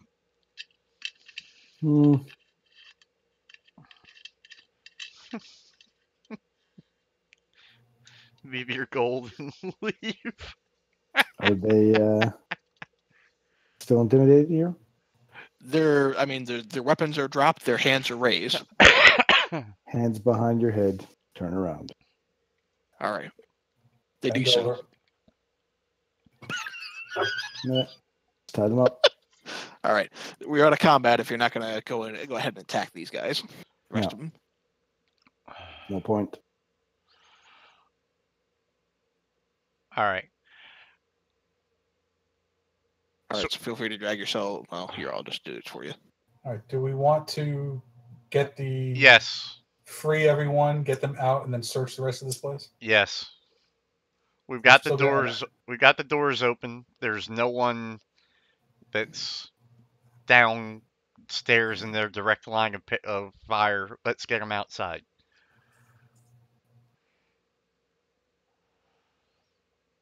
Okay. All right. So basically, do we want to go back the way we came since that's where they're at, or do you want to go across the courtyard and back up? I'd say parapets. All right.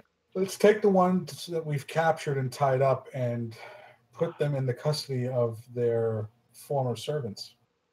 I think that would be just deserts. Let them march them off towards Red Larch. Well, I'll tell you what. Let's save some time. I'm going to go back up here. I'm going to run into the room, and I will tell them, okay, quickly, the time has come. Everyone out. And okay. I'm going to tell them to come out, and then they can walk down the steps right outside the parapet, and then walk all the way out. Right. And then Will can give them custody over the ones we've captured so far. All right, is that what you're going to wind up doing? You're going to take the 4. You have one that's unconscious still and tied up on the parapet itself, and then you got these 3 that just surrendered. Yeah, we'll give them all 4. And Will will say to them, I suggest you take these scallywags to Red Larch so they can see justice. Take their gold first. I'll let you decide how you want to get them there, and I'll kind of give them a wink. All right. As you say that, you watch as 3 individuals from the kitchen themselves, reach for the sawtooth sword. No, these guys don't have sawtooth swords. They reach for the maces and the crossbows that these thugs had kind of had on them. And as you suggest that, these 3 individuals, as they grab the weapons, kind of just look back at the bandits, and they look back at you, and they look like they look like they all begin to load the crossbows. The 3 that do. And the rest of them are kind of looking around weirdly, and they say, "No chances, mate. Sorry." And they all aim their crossbows at the 4 you have tied up. I will put a hand up and say, "Geez, was it that bad?" You watch as you say that. Oh, go ahead. You watch as one fires the crossbow into the head of one of them as he goes down dead, and says, "Worse." As Kent was sort of an unwitting slave before, and he has a drive that, to free slaves. He nods and pats the one guy on the back. All right. You watch, assuming that you're not taking any additional drive. The other ones still have their crossbows raised. One of the bandits that you had bound up now has a crossbow in his head and is dead on the floor. The other 3 look around kind of nervously, and you can hear them even muffle, going.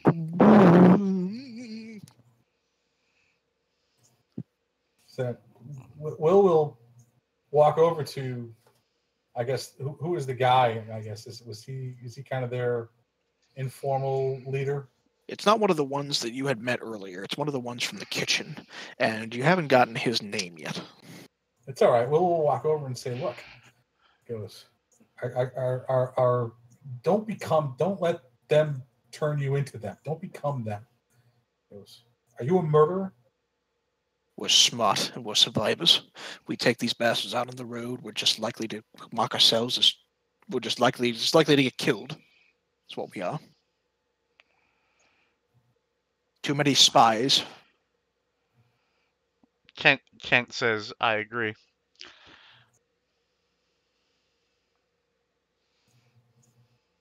One of the individuals from the kitchen looks over at Gorm and he says, "Don't hesitate, mate.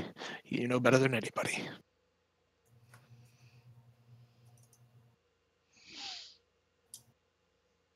You watch as the one called Gorm fires his crossbow, and a second one goes down. Yeah, I'm not stopping any of this. Me neither. I'm gonna wave goodbye to the pirates, and I'm just gonna go out the door. Will clearly on an island in this matter, and just disgusted says, "Do as you will. I won't be part of it." And he's going to actually walk off on his own to start checking out this building we haven't searched yet. As you walk off, one of the ones that you did meet early on, the man called Nareen, will walk out and kind of follow you through. And he says, and he put a hand on your shoulder and he says, "I'm sorry it came to that, and I'm sorry that's how it wound up being. But we watched our friends die, tortured, slain. And I know that's perhaps not the wisest thing, but they're scared."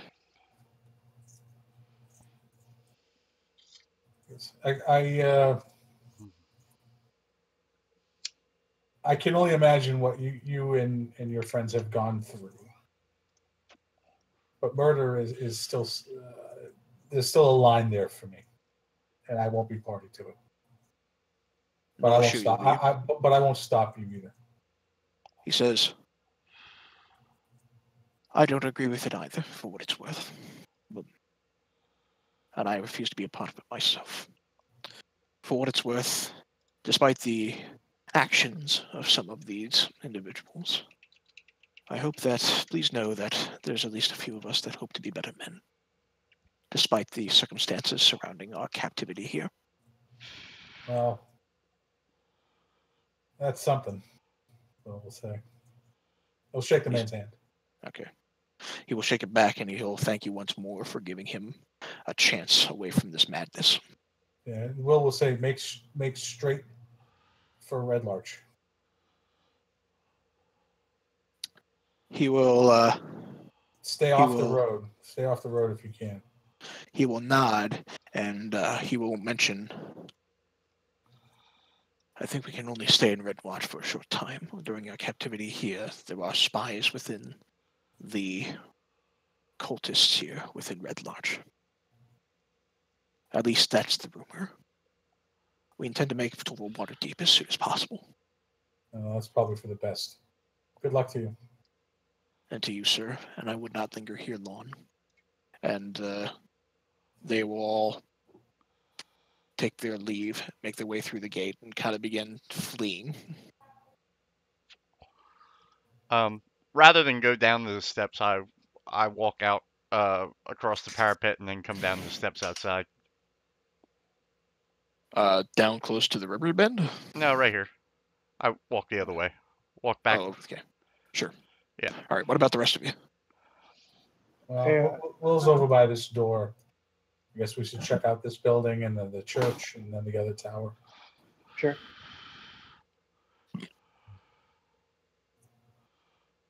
All right. Tuck, what are you doing? I'm gonna follow the guys here. All right. So you're at the door. Yeah, peek inside. All right. The room itself is empty of individuals. However, peering inside, it looks like this is an armory. There are weapon racks along the walls here that hold spears. Inside, there are barrels that have crossbow bolts and arrows that stand near the doors that you're peering inside here. Inside of the room are open chests in the middle that contain suits of leather armor. The more unusual items in this armory are the shields. They look like they've been made of beaten copper and fashioned into the shape of horseshoe crab shells. Oh, it's kind of neat. What time of day is it? It's maybe about 7:30, 8 o'clock. Yeah, early morning. Yeah. Early morning. Okay, it didn't move too much. Okay. All right, I'm gonna pass through here. Okay.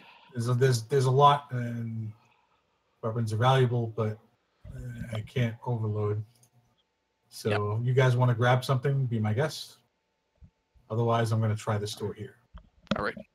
Are you just opening the door? I'll listen first. All right, perception check.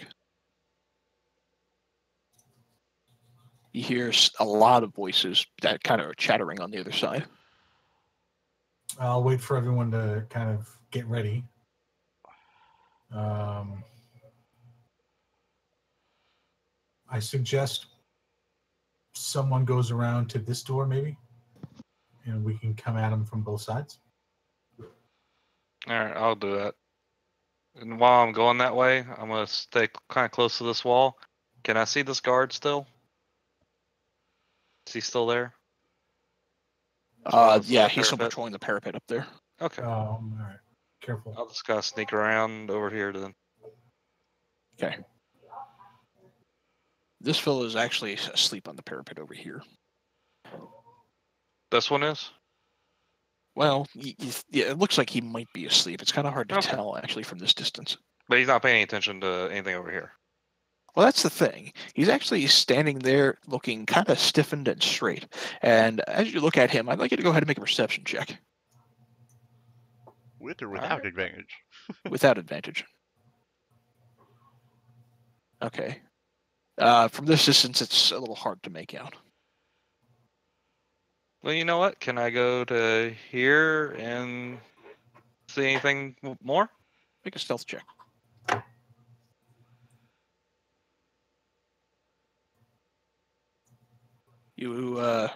This guy looks around down at you on the northern parapet, and he says, "Oi, you!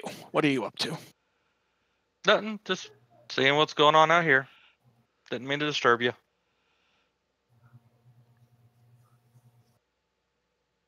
And he says, "Go back this way." He says, "Oi, mate! Wait a minute! State your business." I have no business. I just was seeing what's going on out here and decided that I'm leaving now. He begins to pull out his mace. Seriously, just make an attack against the guy if you're going to make an attack. Because you could probably take him out in one hit. All right.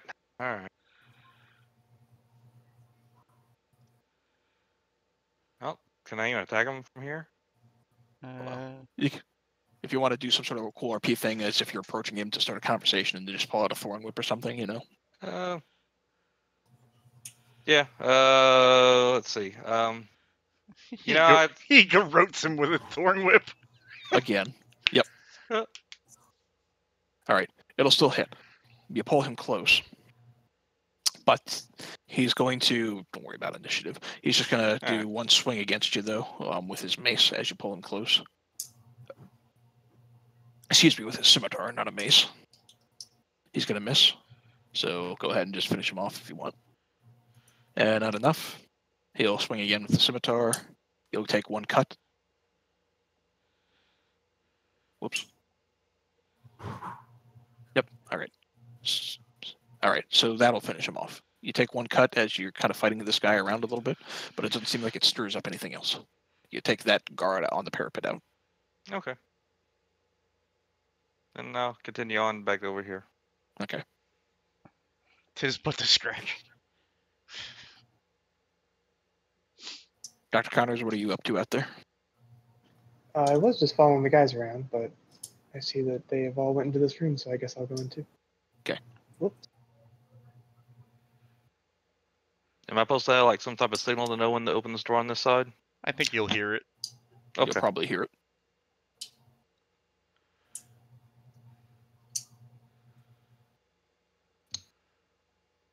And I will stand by, patiently waiting.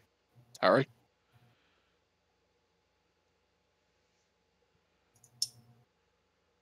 All right, let's enter this door. Yeah, let's do it. All right. Will, are you the one opening the door? No, I think I'm going to let probably Tuck open the door. All right. Probably for the best. Right behind you, friend.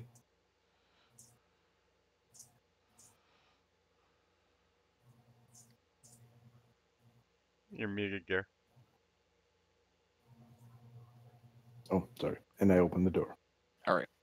You open the door, and peering inside are a handful of other sort of clad in black and leather individuals who look at you with quite surprise.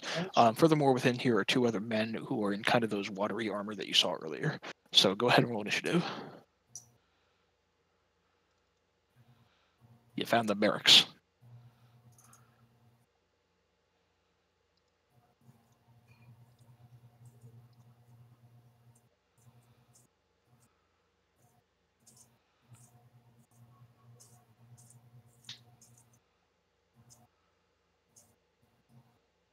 Again, did not mean to roll bite.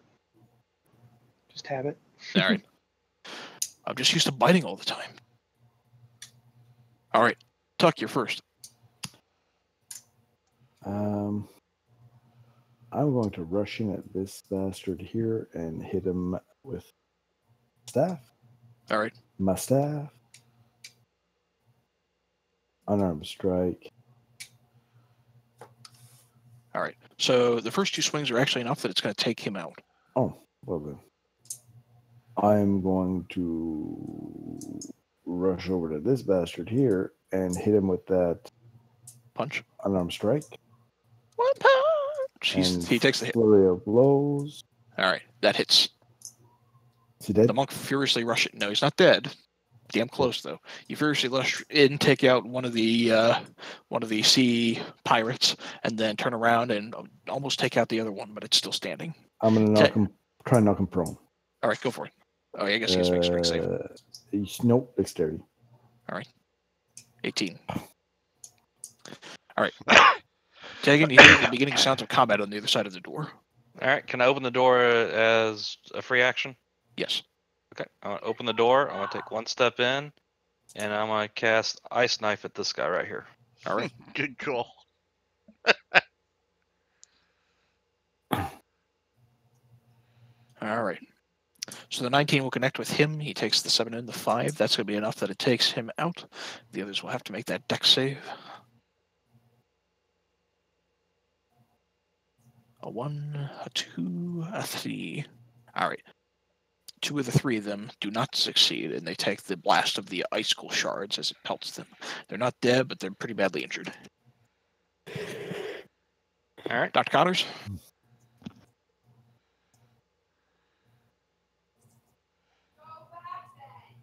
Sorry, I was push to talk. I guess I have to enter the room. Fuck. Yeah, I'll. Well, I don't want to get hit by all of them immediately. Fuck. Yeah, I guess I'll enter, and none of them have attacked yet, right? Mm-hmm. None of them attacked. Cool. So this guy closest to our druid, I'm going to attack. All right.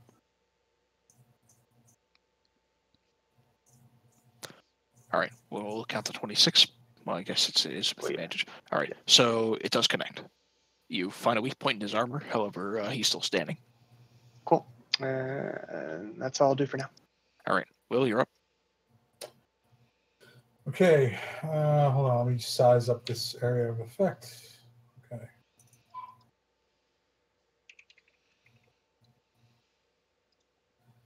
All right. So so a spell that's a 30-foot cube. I can't make it an area less than that, can I? Not typically, no. All right. That rules out hypnotic pattern. We can try. What can we try? This one is a 20-foot cube.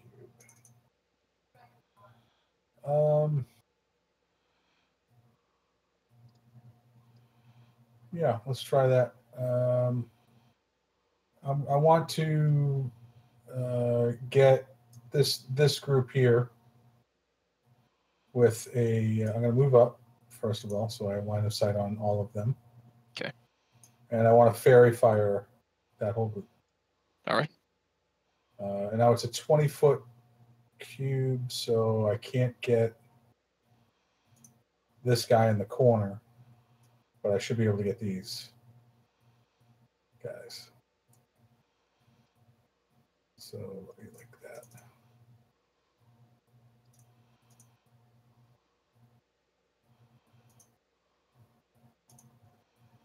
A 20-foot cube.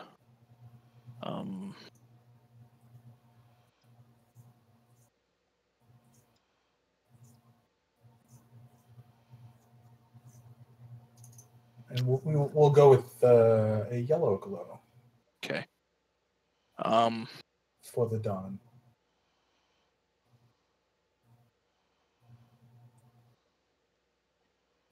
Now, if you're casting it against the corner there, because then I noticed that rule there too.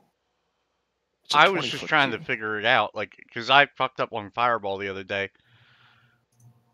Yeah, I think it's gonna, if you're gonna cast it in that over that group, it's gonna also hit you, and it's also gonna hit Dr. Connors. All right, then let's try something else then. I will jam a chord on my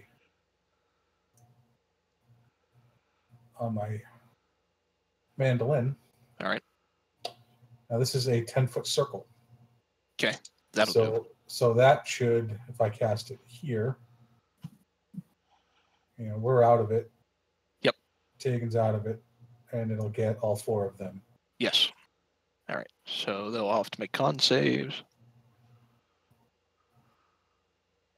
1 crit, 1 success, another crit, and 1 failure. Oof. All right. So the failure goes straight down, and you watch as blood kind of slowly drips out of his ears. The others all grip their ears in horrid pain for a second, and actually one of them, the one that was already injured, goes down. If you'll allow it as a free action, I will draw my rapier. All right. And done.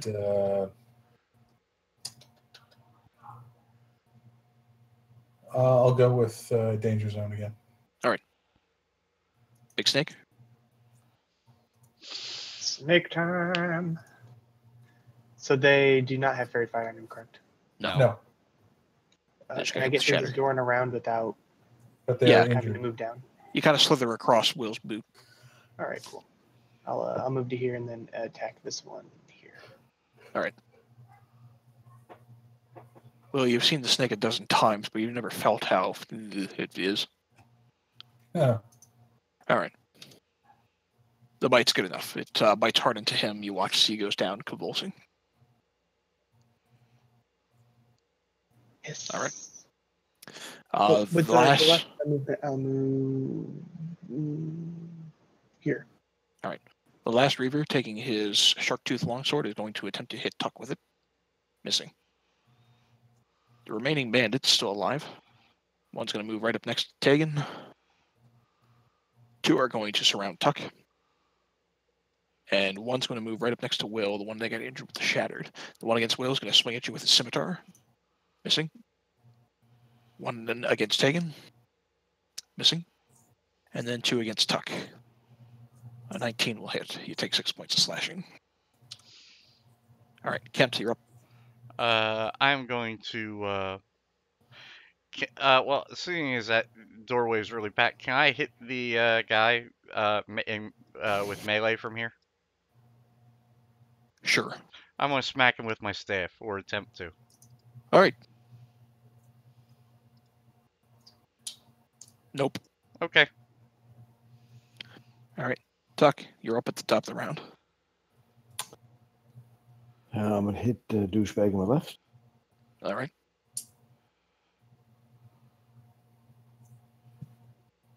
Done. And it's enough that that one goes down. I'm going to hit the guy to the north. All right. It'll hit, but it's not enough to take him out. That is. You take these fools trying to surround you. You take 2 of them out. I will stop there. All right. Tegan, you're up. Yeah, 1 engage with you. Yeah, but since Tuck's having so much fun, I'm gonna thorn whip this dude right here. All right. Damn. Miss. The bandit kind of sees what you're trying to do, and as that thorny magical whip comes in, he just kind of slashes right through it. And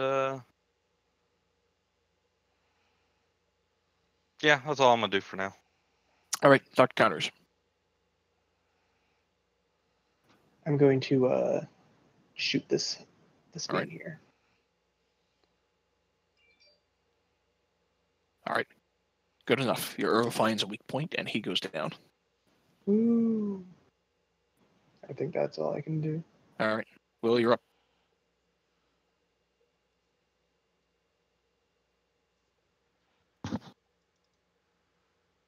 Sorry, Will is going to attack the one that's on him with his rapier. Advantage. All right. Done. You, as you swing into him, you find a weak point, and you successfully kind of flourish into him and take him out. Oh, beautiful. In that case, I will move. No, actually, I will not move. I'll stay. I'll move here. All right. Big Snake. There's only the one guy in the middle left, right? Yep. Here goes nothing. 15 connects. And it's going to do enough damage that it just takes him out in one blow. All right. You're out of combat. Cleared this room quite handily. Search the room. Perception check if you're going to search the room. I'll search the room I'm in, and then. Okay. I can't see anything. I'm in a room. All right. Searching the room, you don't find anything within the room itself other than the sort of double bunks within. Searching the bodies, you find a collected, assorted gold sum of about 200 gold pieces.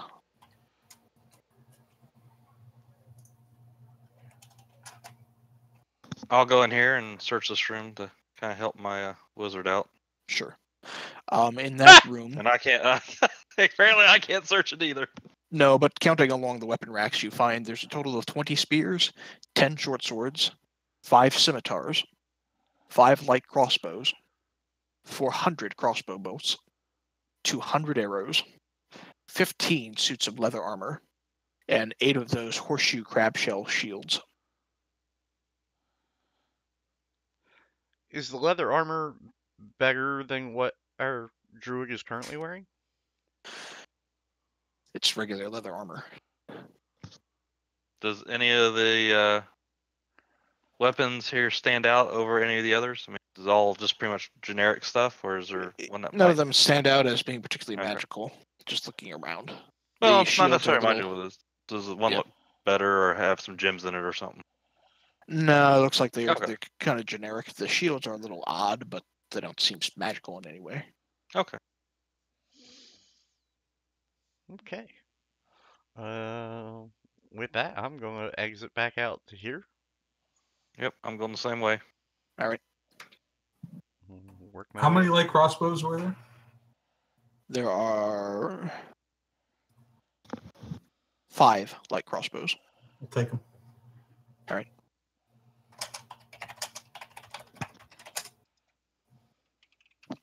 And I'd assume this door over here we can open. It's not locked or anything. Do I need to perception to see if it's unlocked? No, if you want to open it, you can straight up open it. Yeah, I just want to open it. All right. It's just a bathhouse. Inside, you see 2 big wooden wash tubs. Looks like a couple of them still have some water in them, probably from this morning. There's a row of curtains along the west wall that provide privacy, but there's nothing else of interest in here. Okay. All right, let's try that church. We'll listen at that door here. All right. As you listen inside, go ahead and make a perception check. I whispered to Will, do you want me to go to the front door just in case? He persuades the door. Oops, wrong one. Hold on. Well, it's I rolled a 14. Okay. I'll take the roll. My perception's actually it would be a 15 because my perception's one better on the. I get 7 added on a persuasion. I get 8 added on perception. Okay. So whatever 15 gets me. You hear noises on the other. You hear voices on the other side, or at least one, but you can't make out the words. Yeah, I guess some at this door, some at the other door. And, well, I'm standing over this other door. Is our other guard friend down here still skulking about, or is he moved off somewhere? He's still standing there, and it looks like you're not sure if he's sleeping or not. He's just kind of standing there, kind of rigid. Oh, I thought you were talking about the guy to the north was just standing there rigid. No, the guy close to the boat is standing there rigid. Okay, I gotcha. I was my sister probably killed him and set him up to look like he was on guard while she escaped. Nah, that would never happen. She's bound and gagged in that hole. Yeah, and Kelly's Still silence make it. definitely doesn't confirm. Alright, anyway, I was just curious. I like the whistle, by the way. Whoever that was. Might have been me.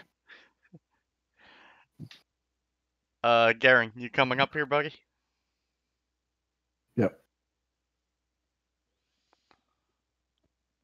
Alright. Let's see what's inside. If you got the back door open, I'm gonna open the front door. You know what? Hold on, wait. I'll come over there with you. Alright. Alright. Are you just gonna straight up open the door then? Yeah, why not? At this All point. right.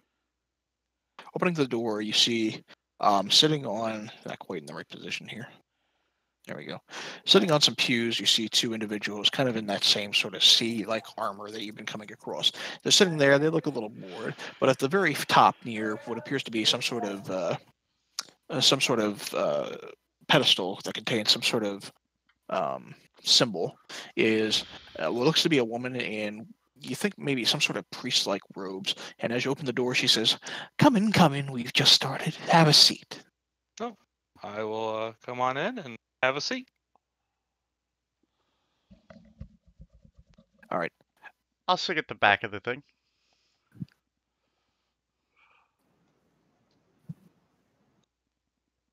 Are you all entering in? Okay. Mm-hmm. So you all take a seat in the pew, and as you take a seat, she begins to start a sermon. And as she begins to start the sermon, she goes into an enthusiastic, a very, very enthusiastic sounding oratory. And as you kind of listen for a little bit, you'll listen in, and she launches into a very enthusiastic sermon that talks about the truth of the deep waters and the great revelations to come. And the two individuals here look like they've been sitting here for the better part of at least half an hour, and they're just bored out of their tears. But she's just continuing on and on with this sermon. Out of the deep waters? Can I do like a history check to see if I know anything about what she's talking about? This history of the waters? I would make a religion. I would like check. I was about to say I would like to make a religion check. Okay.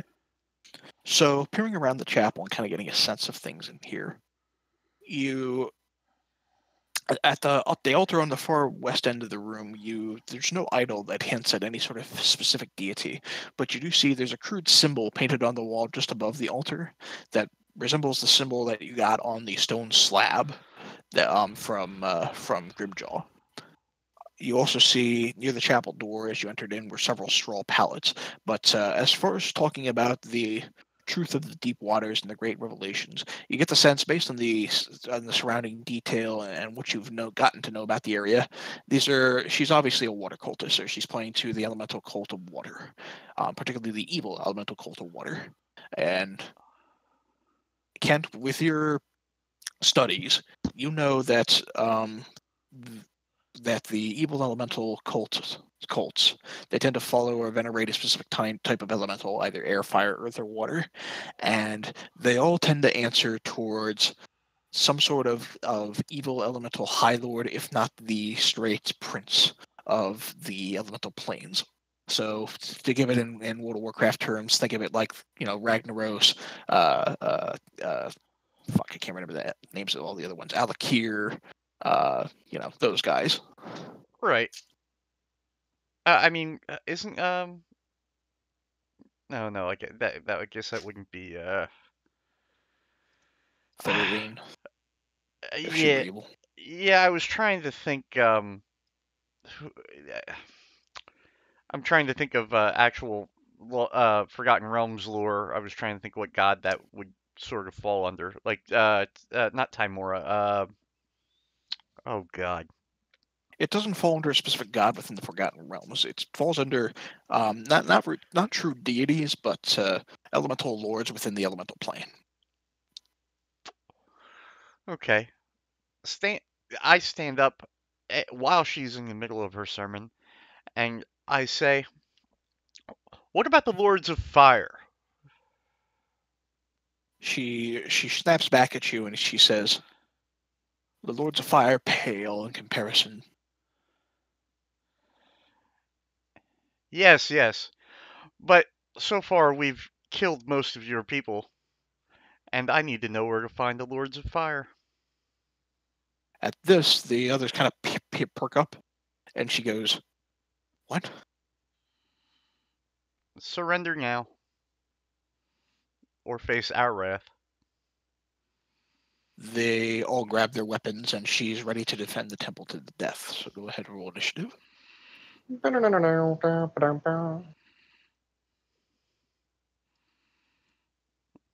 By the way, I'm trying to keep her or one of them alive for questioning. Because we haven't found it real fast out of game. We have not found a clue as to where to find the fire people yet, right? Correct. Yep. I believe you are correct. Okay.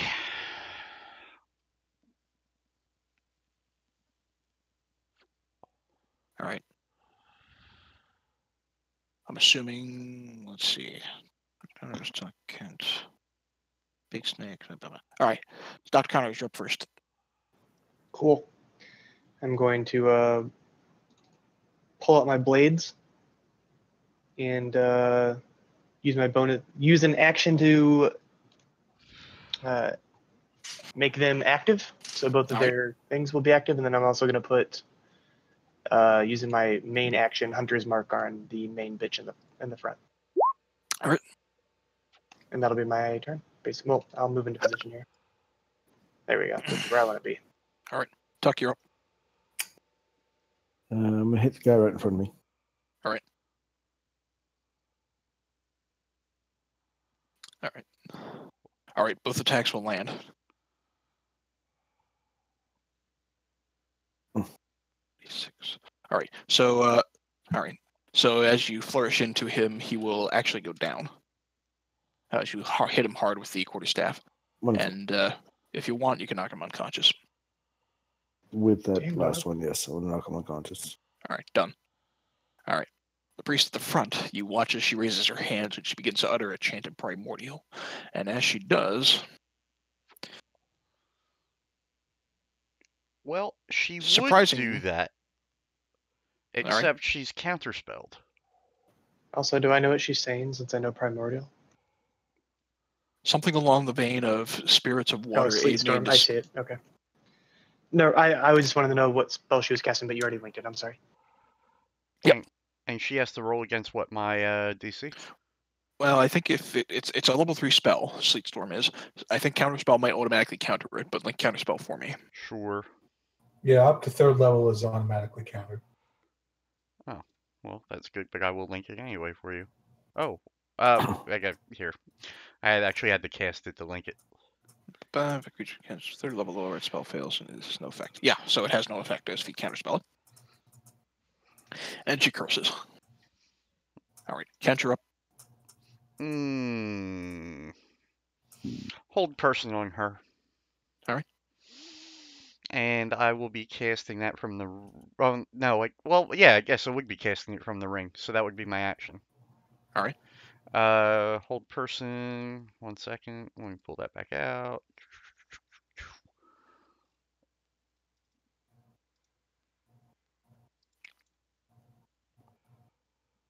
All right. Wiz saving throw. Nope. No. She is paralyzed as the whole person takes effect. Big Snake. Ooh, Snake. Snake's going to move slightly over here so he doesn't take an attack of opportunity. He's going to attack this lady on the ground. She's not on the ground, but she's paralyzed. All right. So... Is it with advantage or no? I guess is what I need to know. It is. It is with advantage, and if you're actually within 5 feet of her, it would be a critical hit. You don't say. I love how he slithered around. Sorry, Snake. So it's just an auto crit, is that what you said? It would be an auto crit, so go ahead and roll the attack. All right, and just roll it a second time. All right. Oh, disgusting.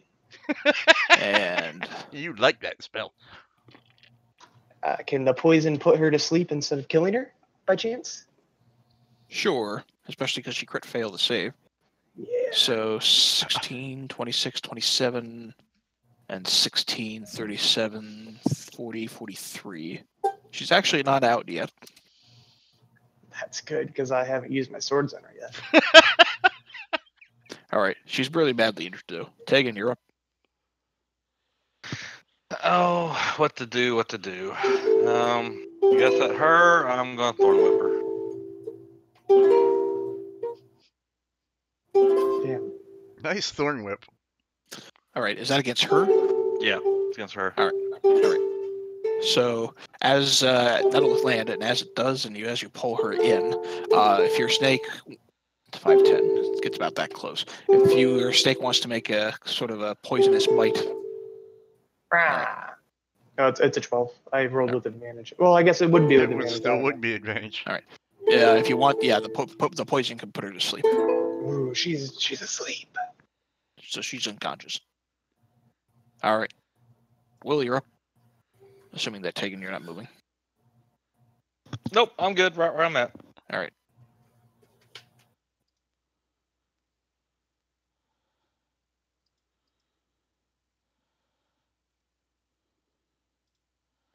You need Discord. Sorry, I thought I had unmuted myself. Will just looks at the remaining individual, shrugs, and says, "Looks like your organization's going down the train." All right. Crits.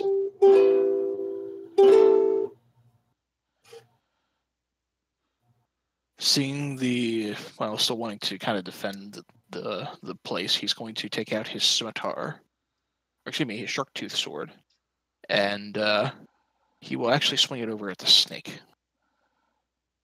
Crit failing. All right, Dr. Connors.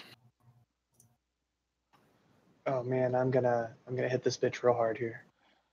All right, you hit that bitch. Oh damn! All right, 17 connects. The other two do not. Your snake does have that coordinated attack, though. Yeah. All right. Oh, he's gonna connect. All right. Yep. Bites into him. Do you want him unconscious or dead? Oh, we only need one survivor. All right. He's gone. All right, you're out of combat. All right. I'm gonna go and search this altar.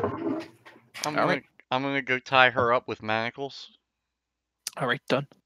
The altar itself is actually bare. The only thing you see is that crude symbol painted above the altar. Okay. All right. Well, that was. All right. Well, y'all interrogate. I'll be over here. Can we search her? Search the three of them, I guess. Sure. The two individuals in that armor have a total of about 80 gold. She herself doesn't have anything on her, except for her robes. And knowledge.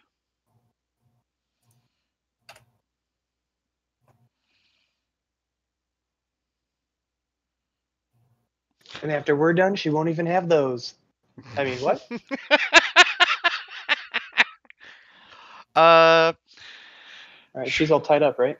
Yep. She's got manacles on. The other one is not tied up yet, although probably tie that one up if you have rope.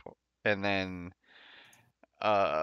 we should probably wake her up and basically intimidate the hell out of her, which I would appreciate some help from our our ranger. God damn it, druid friend and bard possibly.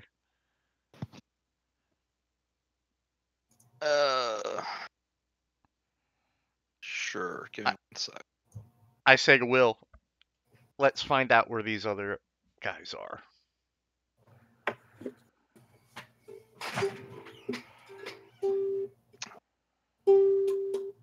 I will cast guidance on. You want it on you, Kent? No, give it to Will. All right, I will cast guidance on Will. All right. All right. Will will just kind of lean down and say, we're putting you out of business permanently. You could say your operations are going down the drain, if that makes you feel any better.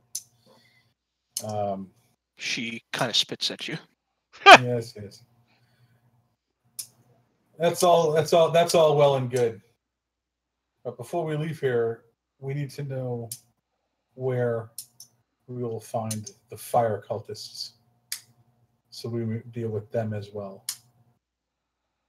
She kind of laughs and she says, "Given long enough, I'm sure they'll find you." Yeah, that's not the way we operate.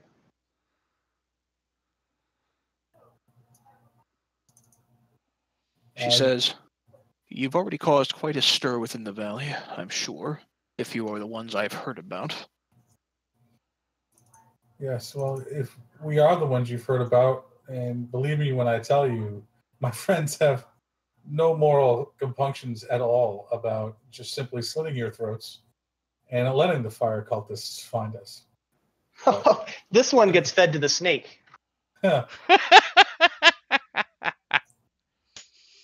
But I'm giving you an opportunity to do the right thing here. Make an intimidation check.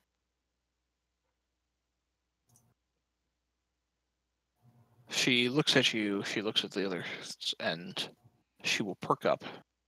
And she says, "Although the remaining elemental cults within the valley do not always agree on other matters, we are all working together towards the same glorious future. It's just a matter of which one happens first. If you're so desperate to find your fire cultists, look for a druid festival created by the Circle of the Scarlet Moon." Ooh. As you hear that, Tegan, I'd like you to make a history check. All right. I hope he knows what that is. Oh, come I don't on, know with the anything. 5. So here's what you do. Here's what you do know. So first off, the Circle of the Scarlet Moon, you have never heard of that within all of the Druid circles. However, a familiar individual in your past claimed to be from such a circle. The man's name was Elizur Dryflagon. And he was the individual who made you feel very, very uncomfortable when discussing matters of Druidism a number of years ago. He showed up and vanished, seemingly in the middle of the night. Druids of the Claw, watch out. Sorry. Because a little bit of lore, a little bit of backstory. You, as a druid of the Circle of Dreams, have a deep connection to the Feywild, and within that, part of the central core beliefs of the druids of the Circle of Dreams is to spread as much joy and merriment in the natural. In the gifts that life has to provide. And so feasts, merriment, dancing, that's all things that druids of the Circle of Dreams are really big into. This individual tried to argue the futility of pointless celebration and how no matter how much joy you find, it always leads to despair. And that was sort of the argument he made. And it just kind of disturbed and upset you that someone could be so bitter.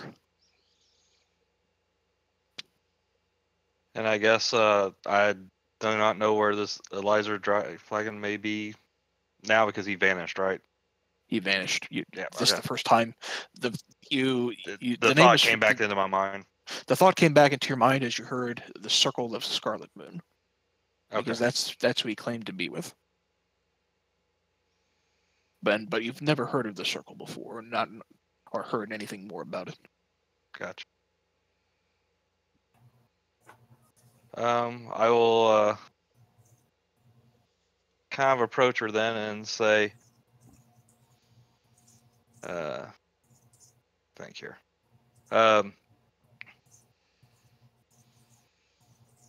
The Circle of the Scarlet Moon, you really think it does exist? And I'll say it very intimidatingly. She says, "It exists so long as they need it to exist." A direction would be nice, says Will. She says, as soon as I pull my map here, because even I don't remember where the damn thing is.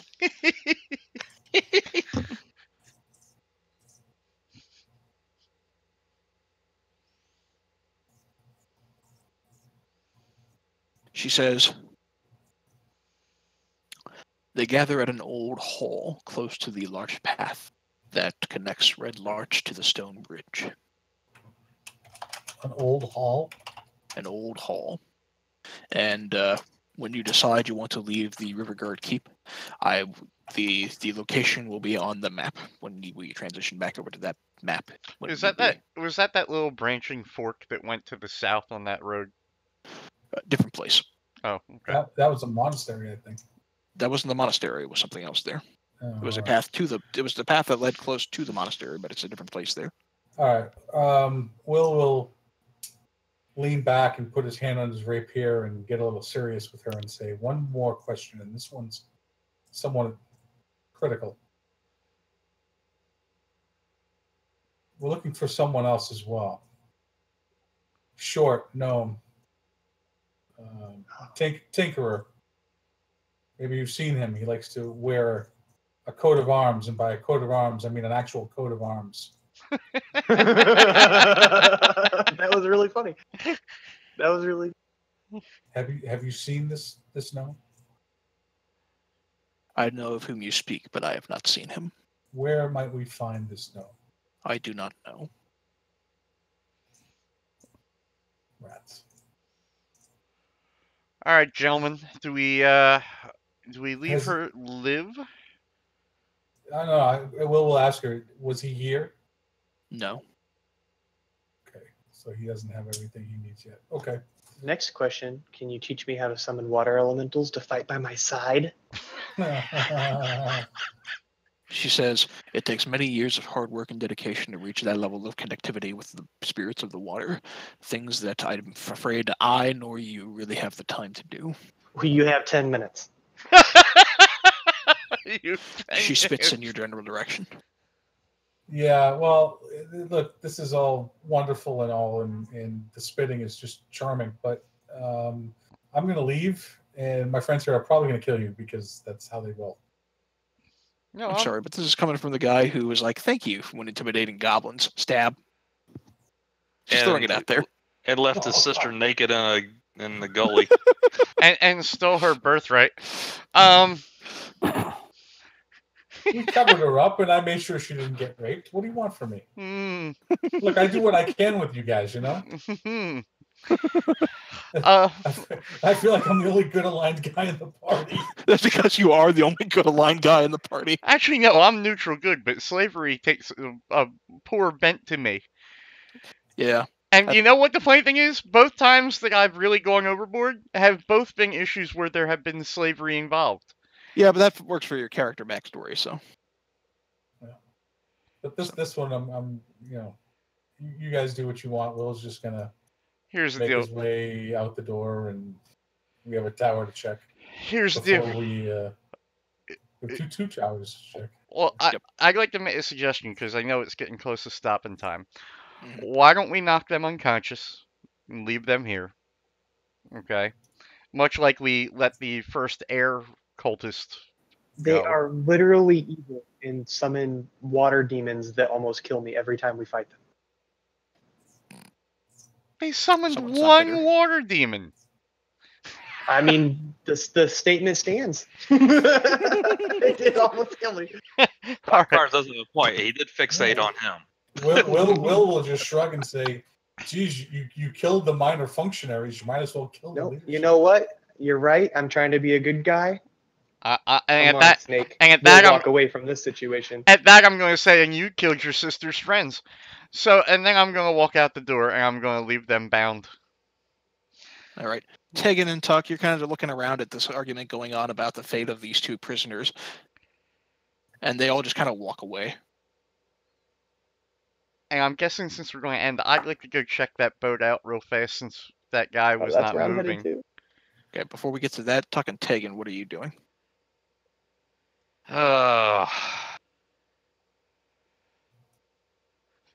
We will see you spit. I didn't even see that. I'm just looking around, shaking my head. Okay. All right, Tegan. You know what? There's nothing in here for. I'm out. All right. You leave them bound and unconscious. Now, as you make your way over towards the boat, we will end on one note here before we end. As you make your way over to the boat, this individual standing on the parapet, who's rigid, you notice is covered in a familiar, smelly, dusty cloak, and it looks like he's been stripped of his own gear.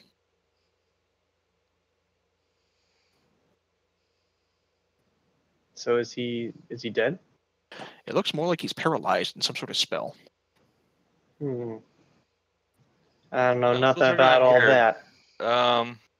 Hold on. And if you look around for Boyance, she's gone. Is the boat going? Nope, it's still tethered to the parapet. So, you say he's paralyzed, right? It looks that way. He's just kind of standing there rigid. All right, I'll cast this on him. See if I can't wake him up. All right. Maybe we get some answers out of him. Whatever condition was kind of blinding him, it looks like it clears. And he watches some familiarity kind of returns to his eyes, and he looks around and he's like, oh God! And he kind of covers himself with this smelly, musty cloak as he looks at you. Is that my cloak? That I take that back. That's mine. What the fuck happened? Wait a minute. What the fuck are you? What the fuck happened last night?